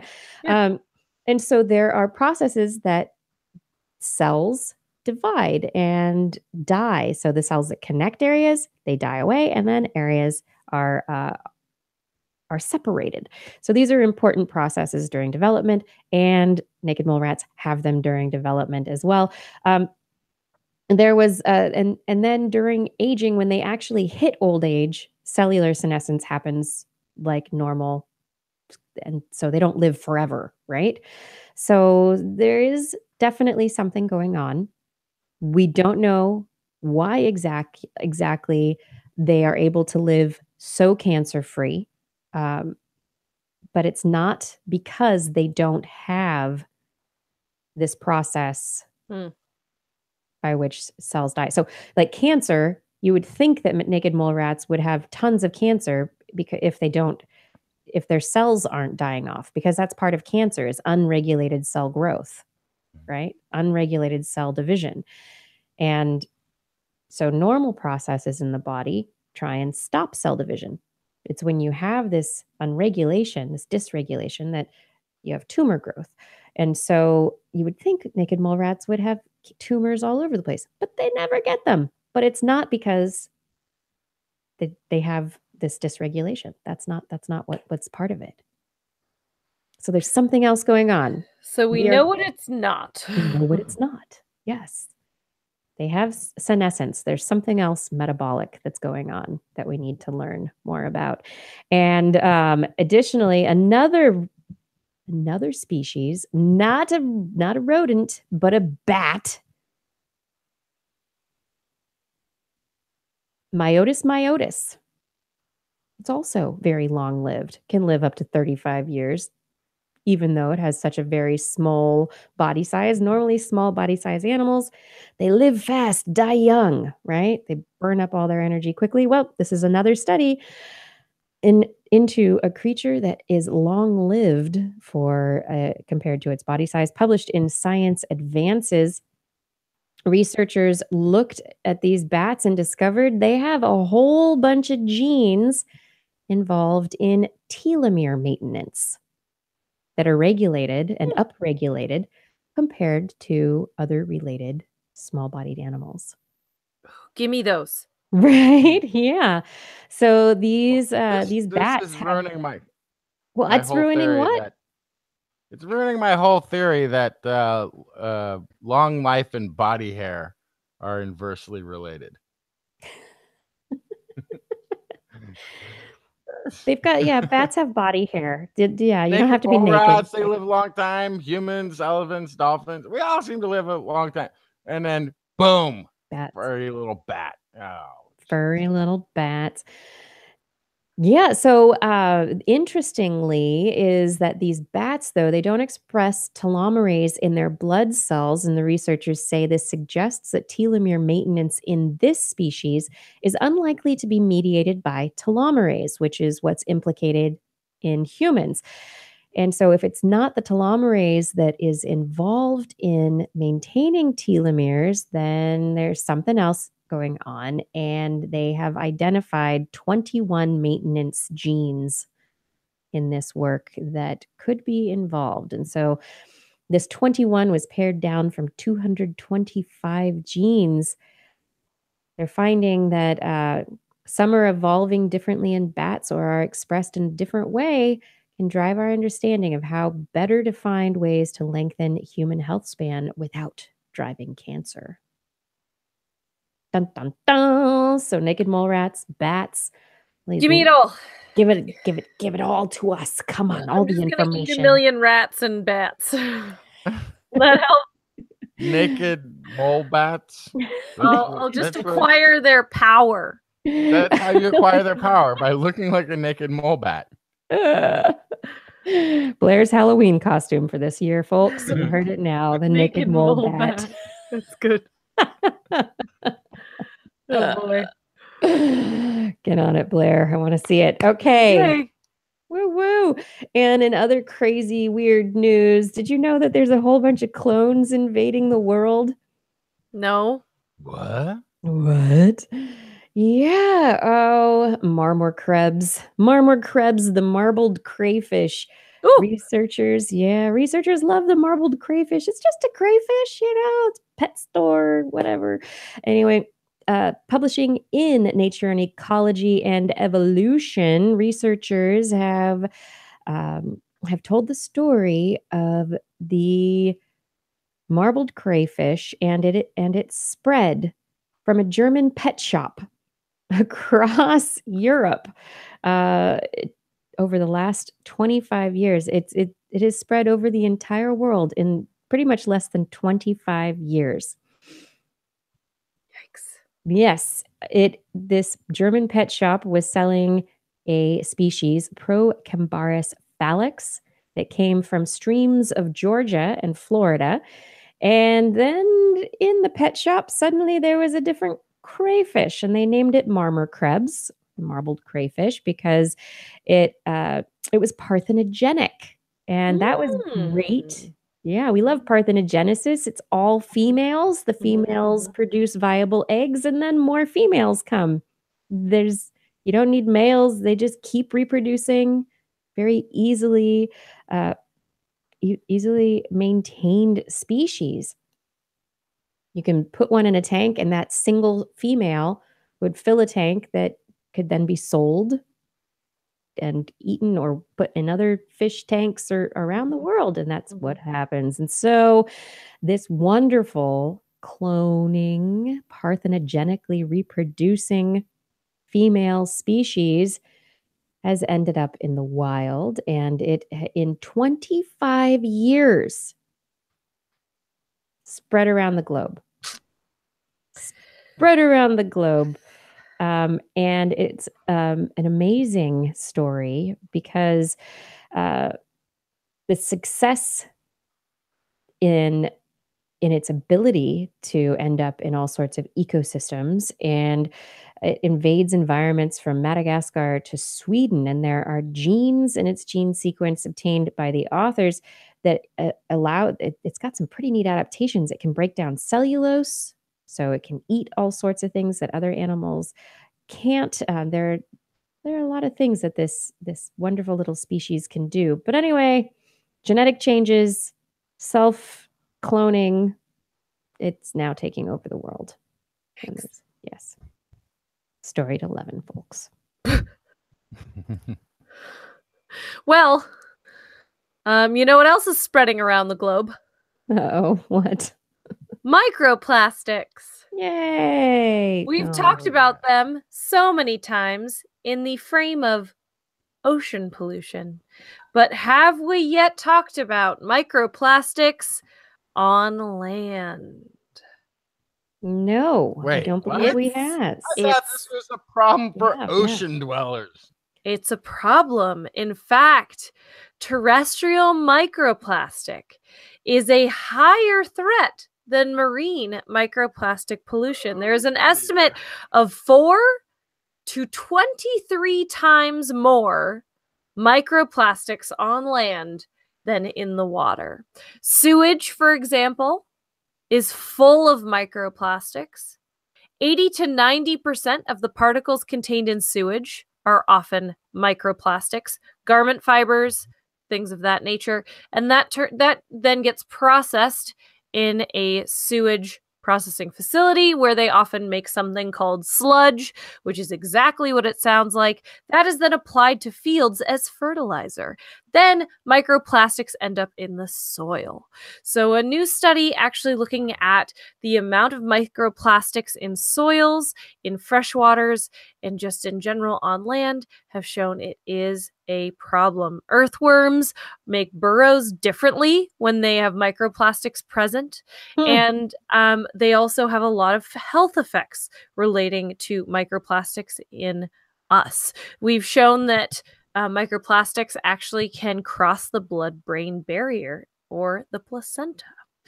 Yeah, that's not good. So, microplastics already all over our food, in our soil, everywhere. It's already inside of us, and it's not just from fish in the oceans. So, every time I start yelling about cut out the single-use plastic, here you go, case in point. All right. Yes. Straws. Straws could be the first to go. Who needs a Straws straw? can definitely go. And things like Lunchables that have plastic in plastic on plastic surrounded in plastic, don't buy that.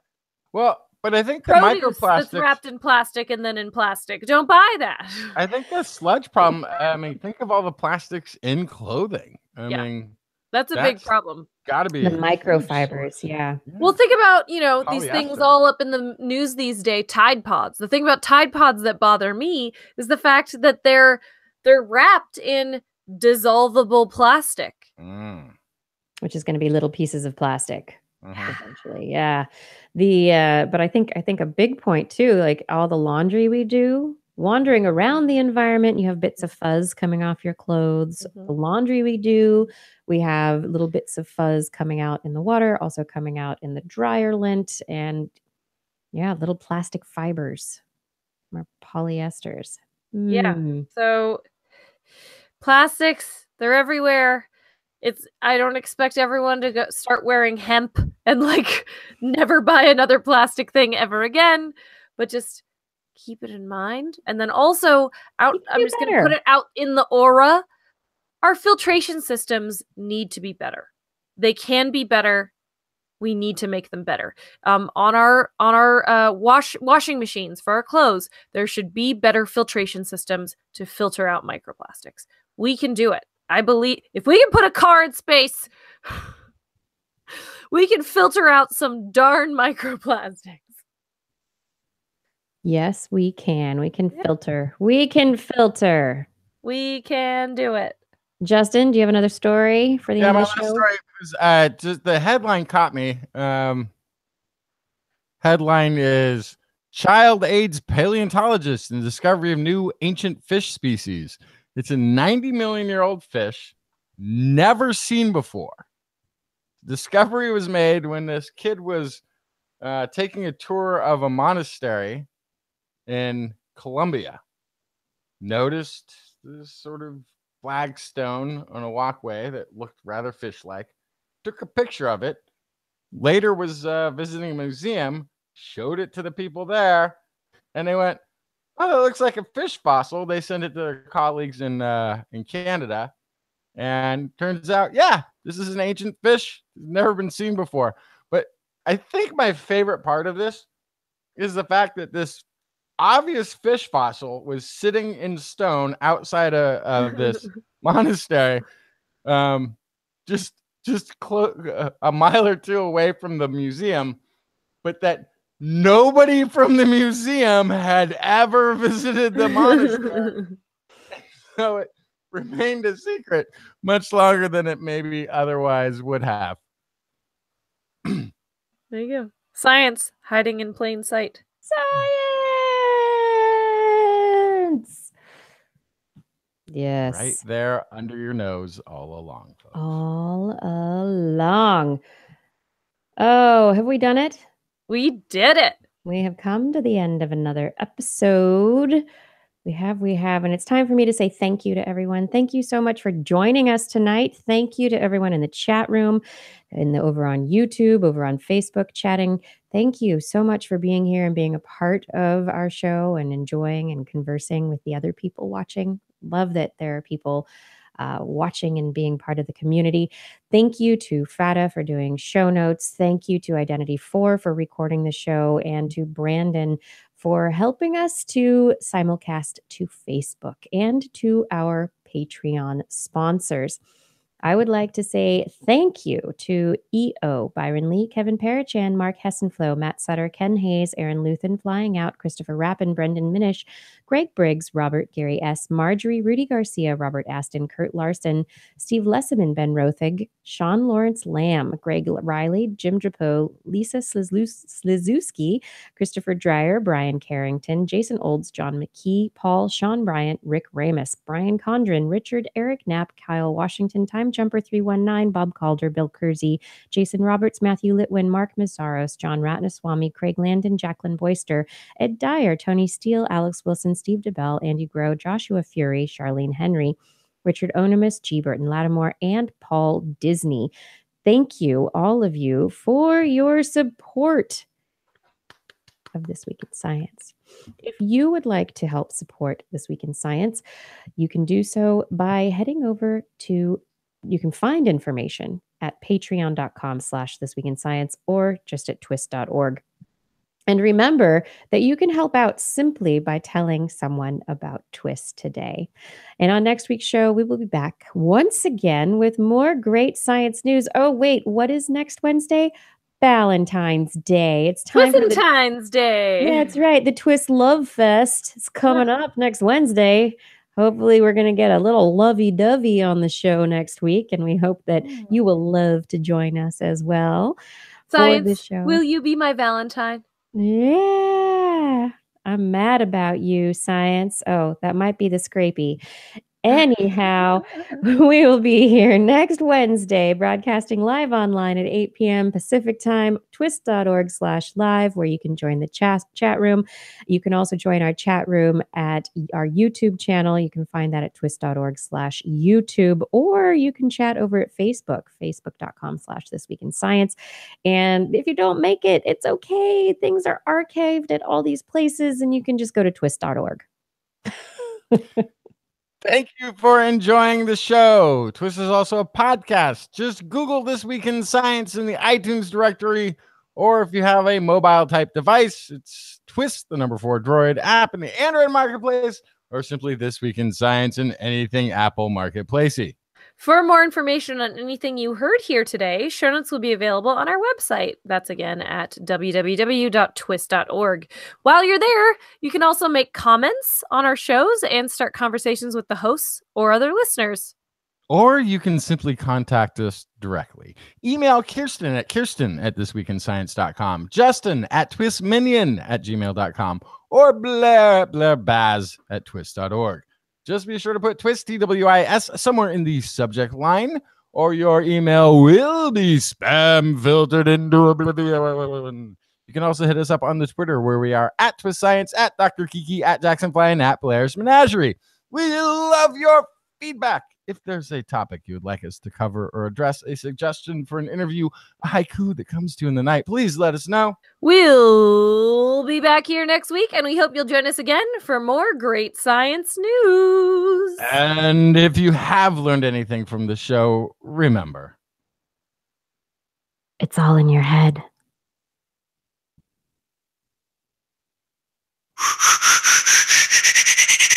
This Week in Science. This Week in Science. This Week in Science. This week in science, it's the end of the world. So I'm setting up shop, got my banner unfurled. It says the scientist is in, I'm gonna sell my advice. Show them how to stop the robots with a simple device. I'll reverse global warming with a wave of my hand. And all it'll cost you is a couple of grand. This week's science is coming your way.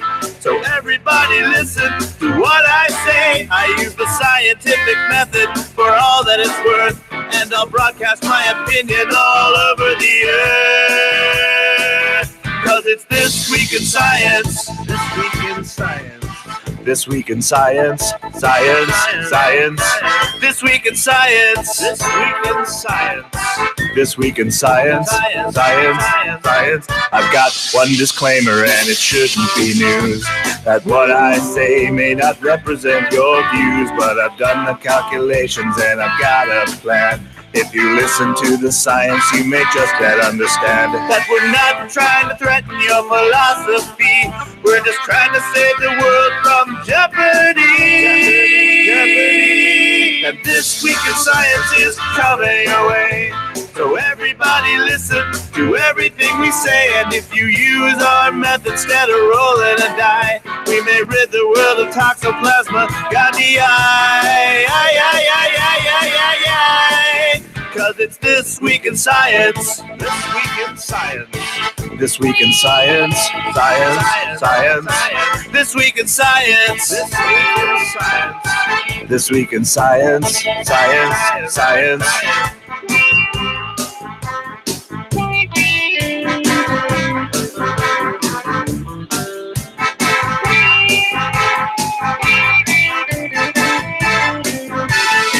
I've got a laundry list of items I want to address. From stopping global hunger to dredging Loch Ness. I'm trying to promote more rational thought, and I'll try to answer any question you've got. But how can I ever see the changes I seek when I can only set up shop 1 hour a week? This Week in Science is coming your way. You better just listen to what we say. And if you learned anything from the words that we said, then please just remember it's all in your head. Cause it's This Week in Science. This Week in Science. This Week in Science. Science. Science. This Week in Science. This Week in Science. This Week in Science. Science. Science. This Week in Science. This Week in Science. This Week in Science. This Week in Science. This Week in Science. This Week in Science. This Week in Science.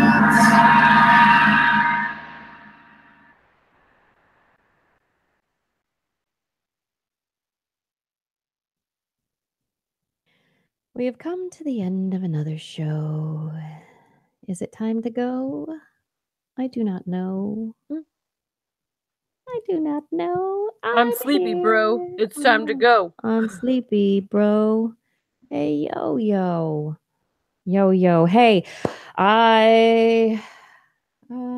yeah, we were sleepy. I'm not too sleepy right now. I'm doing well. It's all good. It's all good. What are you guys sharing in the chat room? Immigrants.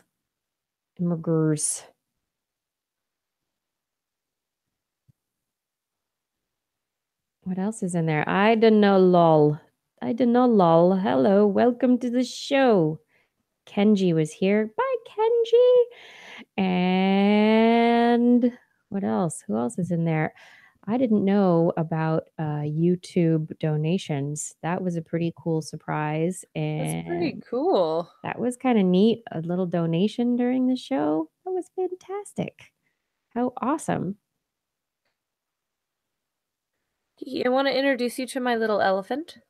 You do have a little elephant. This elephant is made completely out of Hemp. old plastic. Oh, really? Yeah, look, he's fuzzy. He is fuzzy. Did they take it and turn it into polyester? I don't know what the story is. I just know he's made of old bottles. He's made of old bottles. Yeah. They melted them down and turned them into polyester. Is he soft? He's very soft.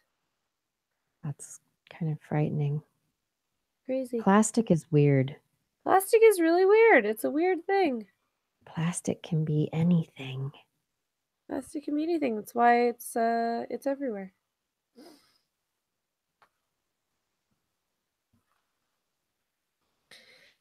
The short TWIS clips I'm posting to Facebook. Oh, cool. Yes, thank you. That would be Fada's doing. How is that? Is that going over nicely now? Yes, we are posting on Facebook. Fada has been doing that, but he goes through the show after the show is done, the show notes, and breaks it down, finds the time codes, and gets a little link for each story when the stories get started. And then he shares a little image, a fun little image, and a little snippet about what the story is about, along with the link that lets you go directly there to hear that particular story. So it kind of turns it into TWIS clips. And then So, you just nice. started doing audio on a thing that's small clips too, yes, right? yeah. So I'll show. I can't because the way my audio is set up, I can't play it for you. But I was just when I was screen sharing at the end of the show there, I was starting to show it. There is a company called Entail, Entale, that enables chapters. So I can go in to I upload our file, our audio file, to their server, and then do a little edit and break it into these chapters. That's really cool. Yeah, and this is an embeddable player that can be put all sorts of places, but it's like the video aspect of what Fada's been doing, but is the audio equivalent. So if you could hear it, could click directly on chapter 2. Mm-hmm. Naked mole rats. Naked mole rats. Yes. Well, naked mole rats. We know them. Yeah. That's I really like it. cool. That So is that awesome. has replaced the audio bar that used to be on our website. It has not replaced it. It is in there. So the audio bar that's there is too. still right there. So people can just play the whole show right there. Or they can click into the chapters That is really cool. here. Yeah. I love that. Yeah. So I'm hoping, and if people want to use the video, that is also, you can, all of these social media links that Fada is sharing, that take it, that allow you to, let me see if I can find an example. Is it my internet's like, or it's Facebook, but an example here. So it's a little comic, and the link that would take you directly from there to YouTube to be able to watch that specific clip on YouTube. Or you can just go to the YouTube channel after he has finished the show notes and click on the time codes and be able to see the same thing. So I'm trying to make it really easy to access particular stories for people so that they can find information, things that they are really interested in. And I am hoping this will set us up to start really being able to do some supplemental materials for classrooms. Mm-hmm. That's really cool. If I can figure out how to actually make that something that people pay for. Right. Yeah. I mean, I want to be an educational resource. I do, but you can make supplementary curriculum materials, and then how do you make that work? Right. Yeah. Well, let's chat. Yeah. Maybe when I'm in Portland. Maybe. Over a beer, my dear. Yeah. Speaking of, do I need to book a flight? You should. Yeah. Come to Portland. Blair's coming to Portland for a science communication conference. Yes. It's going to be great. Yay. Going to be great. It's a great conference. Science Talk. It's a conference. You can find out about it at sciencetalk.org. It's in Portland, Oregon, March 1st and 2nd. So it's coming up very soon. But for people interested in science communication and how that happens and how to communicate science better, that's what's going to be going on there. Let's see. Oh, hey, Fecal Lord. That is a skill. Wielding the soldering iron while drunk. There you go. Hot Rod. Yes, I like big screens and I cannot lie. I just got I'm so excited for the basement studio. We have all of the parts for making a new computer. Ooh. Yes, all of the parts. So the computer will be made soon. We will assemble the computer. Marshall and Kai are going to build it. It's going to be a Daddy Kai computer building project, which I think will be awesome. And then I bought some new backdrops for the wall for the studio, and I've got lights now, and I have the Mevo to be able to use. I want to see if I can, which could be great for just going into YouTube like we have been. I don't know how it'll work for the Google Hangouts thing. I got to figure that out. Yeah, Brandon, computer build. Yes. And Identity 4, I didn't get a computer monitor. I got I think it's 40 some odd inch, maybe 42 inch 4K television that has, HDMI inputs and outs. So I'm going to use it as a monitor. Yeah, that's what I use as my second monitor. Yeah, I guess it's my first monitor. I have a tiny monitor down low for my second monitor. That's a good idea too. Yeah. I've actually got it's going to be 4K. Maybe I can show this. Here's my setup. I've got get a camera. My cord isn't going to be long enough. That's craziness going on over there. I've got look at that. two of you on a screen down low. This is your direct feed, and then above that, I've got the big screen with the rundown and stuff. Yeah. Well, currently it's the chat room. Sometimes it's a rundown. Sometimes it's my stories. But I keep the two of you on the little screen down low, so I can feel like I'm talking to you face to face. I love that. Yeah. I think that's great. Yeah, I have my fairly large screen, just one screen though, but I've got faces pretty much in front of me. Yeah, two screens. That's the way to go. You need a second screen. Just get yourself like a cheapo little, I think this is, I don't even know if it's 19 inch. Maybe it is because it's a little wide. Maybe it's a 19 inch. Is my little Google Hangout dedicated screen for the convo part. And then I've got the screen above that I can read. And it kind of looks like I'm looking near the camera, I think, when I'm like reading from that screen.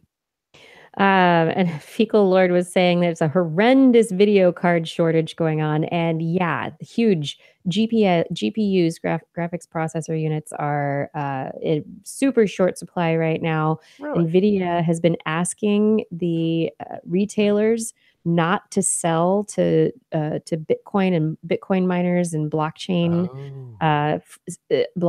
currency miners, because they are taking the GPUs and using them for the mining, and nobody can get them at MSRP for actual video work. So whether it's gaming or video production and editing or live streaming, they're super expensive. The only reason we got one is because my husband has insomnia.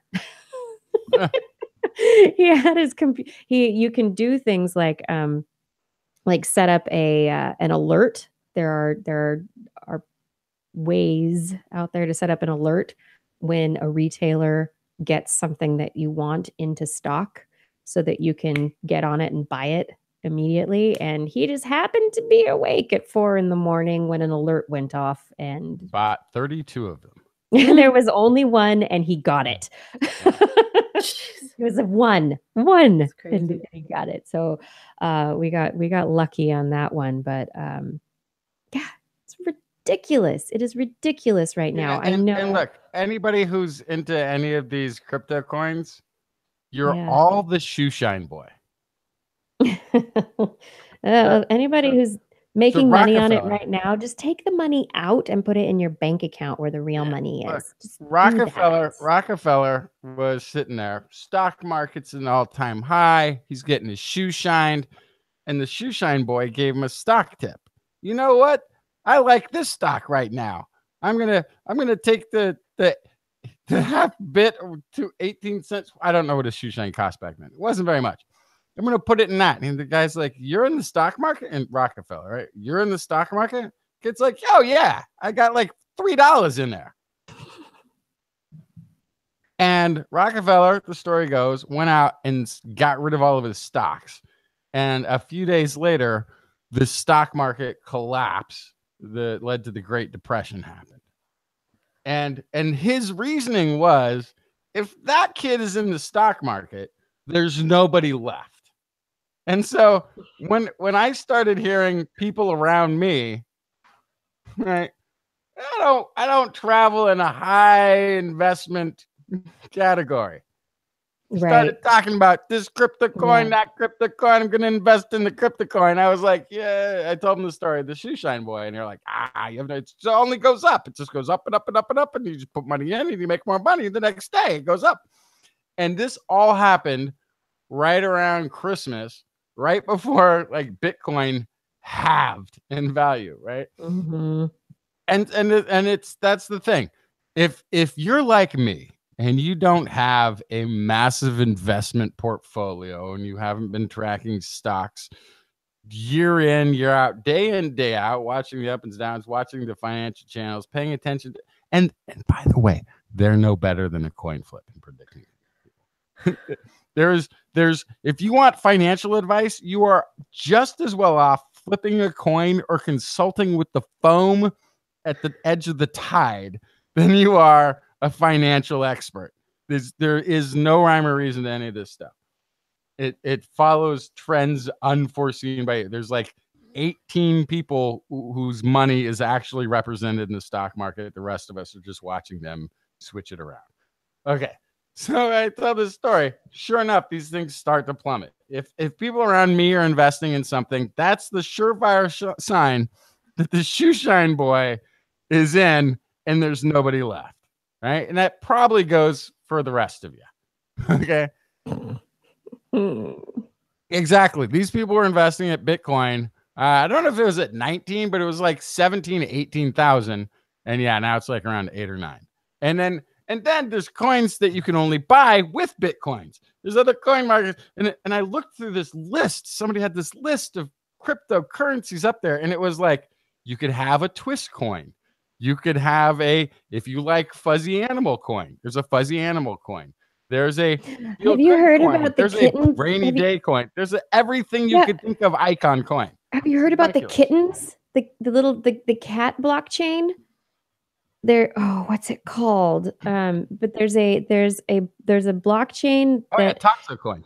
Yeah, that's what I'm saying. But there's an everything coin. But you put money in to buy these cats, and then you can breed the cats. And there are some cats that are really, really expensive, like thousands of dollars for these cats that you can breed with other people's. They're digital cats. Oh, good. That you buy through blockchain. Oh, God. It's not a currency itself, but it is kind of because the cats breed and then certain traits in the cats, or they like them. And so you can get into it by just. So in principle, I actually love this whole idea because the actual stock market only kind of pretends to be backed up by a company. Right? Like there's a company there. You can look at its earnings ratios and its Crypto Kitties. Here it is. But really, the value of the stock is people's confidence in that investment. And it has nothing necessarily to do with the actual company. This is ridiculous. need to do a TWIS coin. The stock market, the cryptocurrency. We were talking about Science Island coins a long time ago. Yes, and I still think that's a brilliant idea. But it We'll had make them digital. Look, that's still, even if it was digital, which is, I should have thought of that.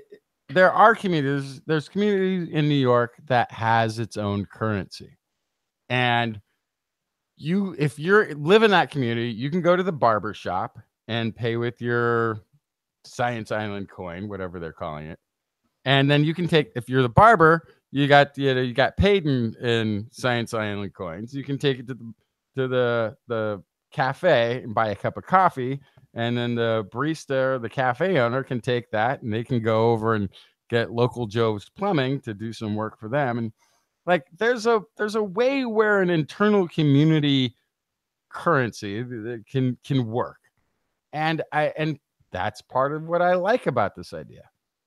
I actually I don't completely dislike the idea.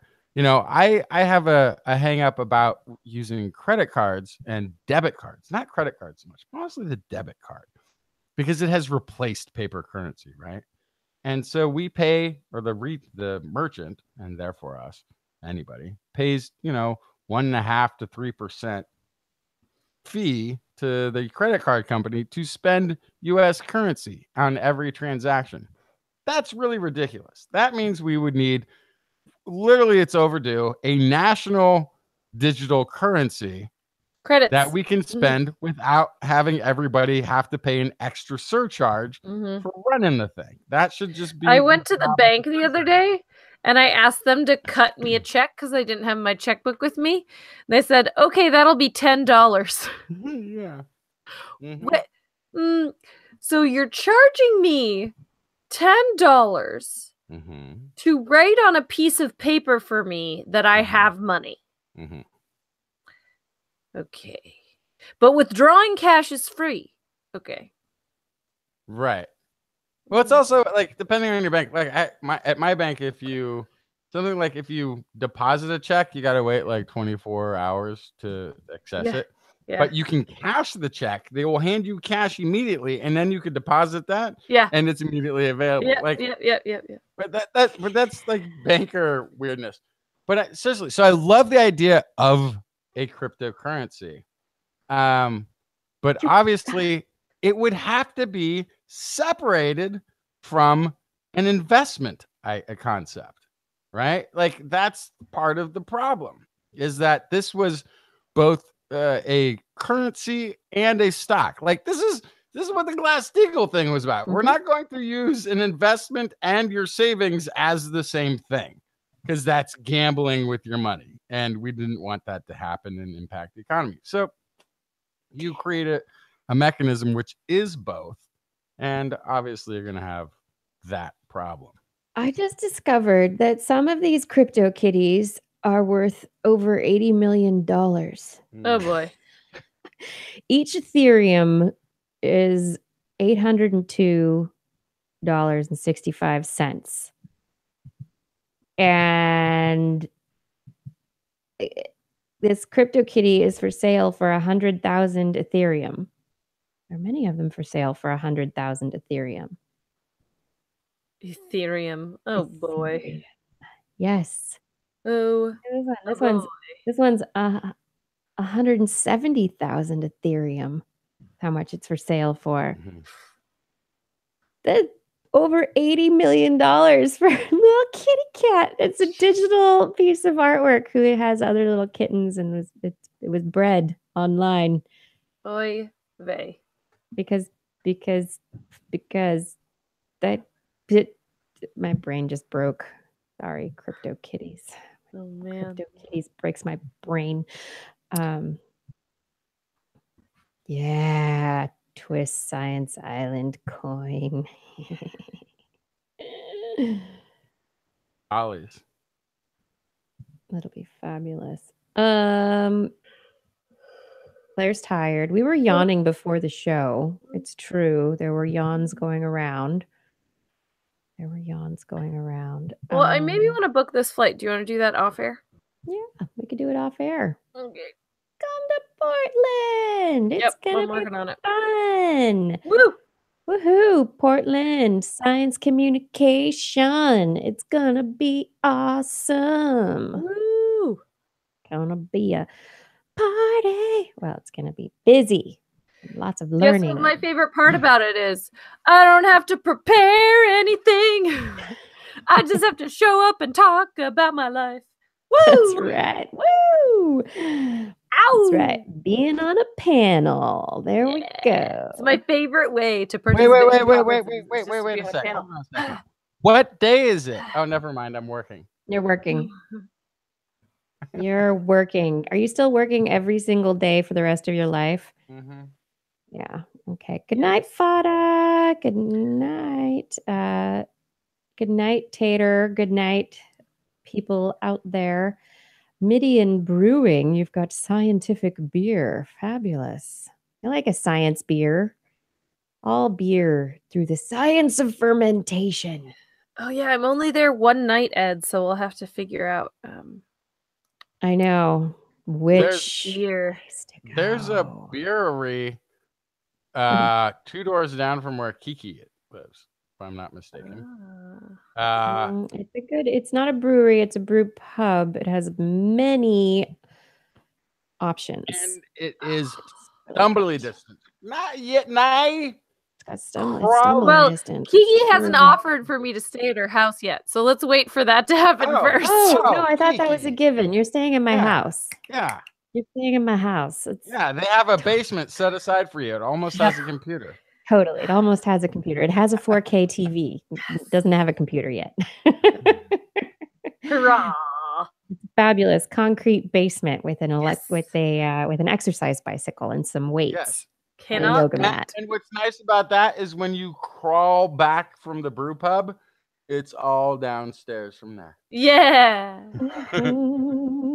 Have you done this before, Justin? This sounds like a thing I've done before, doesn't it? It sounds like I know the path.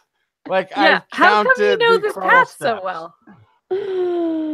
There wasn't much stumbling. It's just a layover for a flight. I was going to say, Justin, you went to Portland without me? I'm so hurt. For like 5 minutes. Yeah. Long enough for me to pick him up from the airport and then for us to eat food. Go right back to the airport. And go back to the airport. Yep. Yeah. Yeah. Oh, your internets Portland are was slow by the way, identity. a tale of two airports, I must say. Mm-hmm. I think I landed in the old airport that was built in like the 1940s, and then like took off from the one built like a day before I got there. It was Is that a terminal discrepancy? Is that there was like old airport wing, brand new airport wing, and they were just so radically different in the eras that they came from. Like in the old airport ring, everybody there was like smoking cigarettes and wearing fedoras or whatever. Like I was like, this is really weird. All the men were in suits and ties, and the women were in little skirts. Yeah, ties and hats. Women were in dresses. It was like, it was really, but then you went back out into the other one, and then suddenly it was like in color again. Yeah, it's really weird. Yep. Right. Oh, JD Paquet over on YouTube says, I love your guys' channel. I watch every week. Oh, yay. Thanks. Good night, Beckham. Who else? Good night, Tater. Good night. I guess Dale Poco already took off. It is that time. And yeah, Eric and AK, I like the Portland airport too. It now has a movie theater. That's interesting. So if you're just having to stay for a long time in the airport, that makes sense. Yeah. Go if you have to the like a movie 4-hour theater. layover, yeah. Mm-hmm. Go watch a movie. Enjoy yourself. Right? Yeah. Thank you, Hot Rod. Yes, I often forget to talk into the mic. My voice sounds different than it does when I talk right here. Yeah, I'm getting some audio from Identity 4. We got files coming at us. Nice. Oh, Coming in hot. Identity 4's internet is just being stupid. Stupid internet. Uploading, downloading, streaming, and has too many windows open all at the same time. You guys, I could Living on the fly. edge. I could fly in an first internet class to cafe. Portland for only $325. Wow. That's first class for Yeah, an hour and a half flight. yeah. I know. I Not always worth it. fly first class, just even on these short flights. You know, why risk it? Yeah. I always roll, not just on this Yeah, really yeah. short flight. Meanwhile, I could fly basic economy, in which I'm not allowed a carry-on for very cheap. Yes, you Yeah. can. So Yes. But as a Okay. zookeeper, you always travel with carrion. that's true. That Back was to the conversation we were having good. before about how I love dead things. That's right. I had a conversation with my daughter about I think, did I already talk about this? Maybe this was 2 weeks ago. But she was telling me she wanted to be a animal doctor, but not the zoo kind. And I was like, oh, okay. So, but if you're not the zoo kind, you know, you're only are gonna you? be seeing like either dogs and cats, maybe birds, or horses and cows, maybe Right. pigs. Like those are the other kinds of animal Yeah. doctors. If you're not the zoo Yeah. doctor, you don't get to see all the animals. She goes, oh, no, I want to be a zoo doctor. And then she started asking me like, how do they get like the lions all the way to the zoo doctor? Because we have this thing, it's a window you can Right, walk by when right. they do the Yeah, checkup. the lions don't go there. And I know I took a pause. I'm like, well, okay, they don't put them on a leash. I'm like, maybe they put them to sleep and then put them on a big cart. And I'm like, no. You know what? They probably, for the big animals, they probably bring the doctor equipment to Correct. the animal. And that's Correct. what they do. Yeah. So, that was correct. Okay, cool. Yeah. And then she's like, how do they get in there?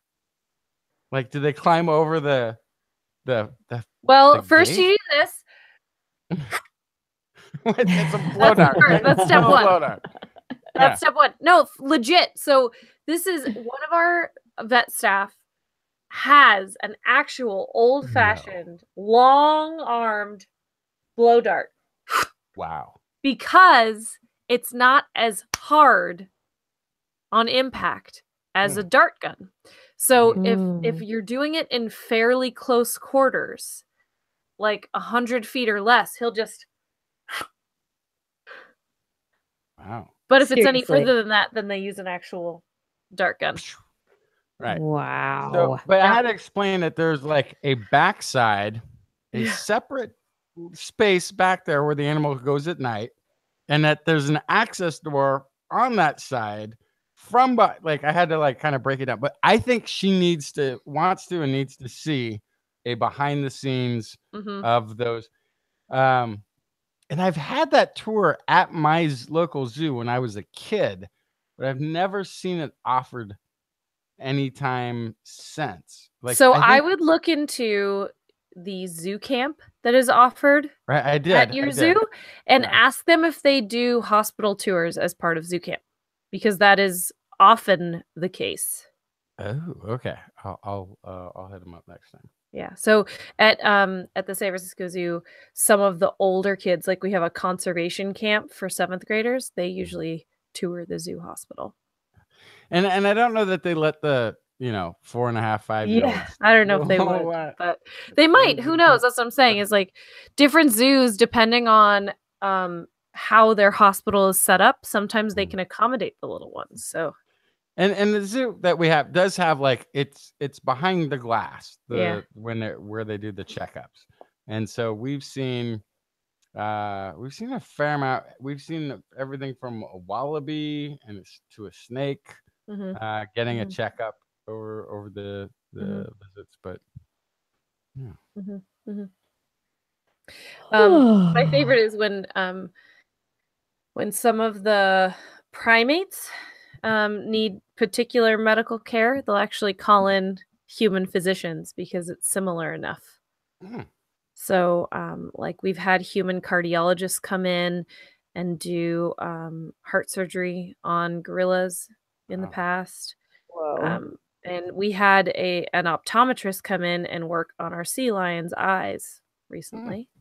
And then we'll for the primates, again, we will also have human dentists come and work on their teeth. It's gotta be tough if you're a sea lion and you need glasses because you don't have ears to support. Well, sea lions do. That's one of the differences between sea lions and seals. Sea lions have ear flaps. I'm picturing seal. Yeah. Oh, Bleak has shared a cute elephant video with us, Blair. Oh, well, I left the chat because I thought we were leaving. We are, yeah. No, Bleak just said there's an adorable elephant video on your Twitter. So check your Twitter. Will do. For the adorbsable. Yeah. I did not see the story of the king cobra that got chemotherapy. I didn't either. Wow, interesting. Really? Snake at the Denver Zoo got chemotherapy. Wow. I can't believe we went to Denver and didn't go to the zoo. I know. We do chemotherapy, but we also do actually acupuncture for some animals and cold laser therapy. All those things are done. Yeah, I know. Acupuncture for animals. I'm not going to get into it, but it exists. Wow. It's not my department. It's actually administered by a porcupine. Yeah. Sometimes a hedgehog. Yeah. Sometimes a hedgehog. Oh my goodness. What was I gonna say right before we were gonna leave? We were gonna leave, and you're gonna book tickets to come here. And is there anything else happening this weekend? Science.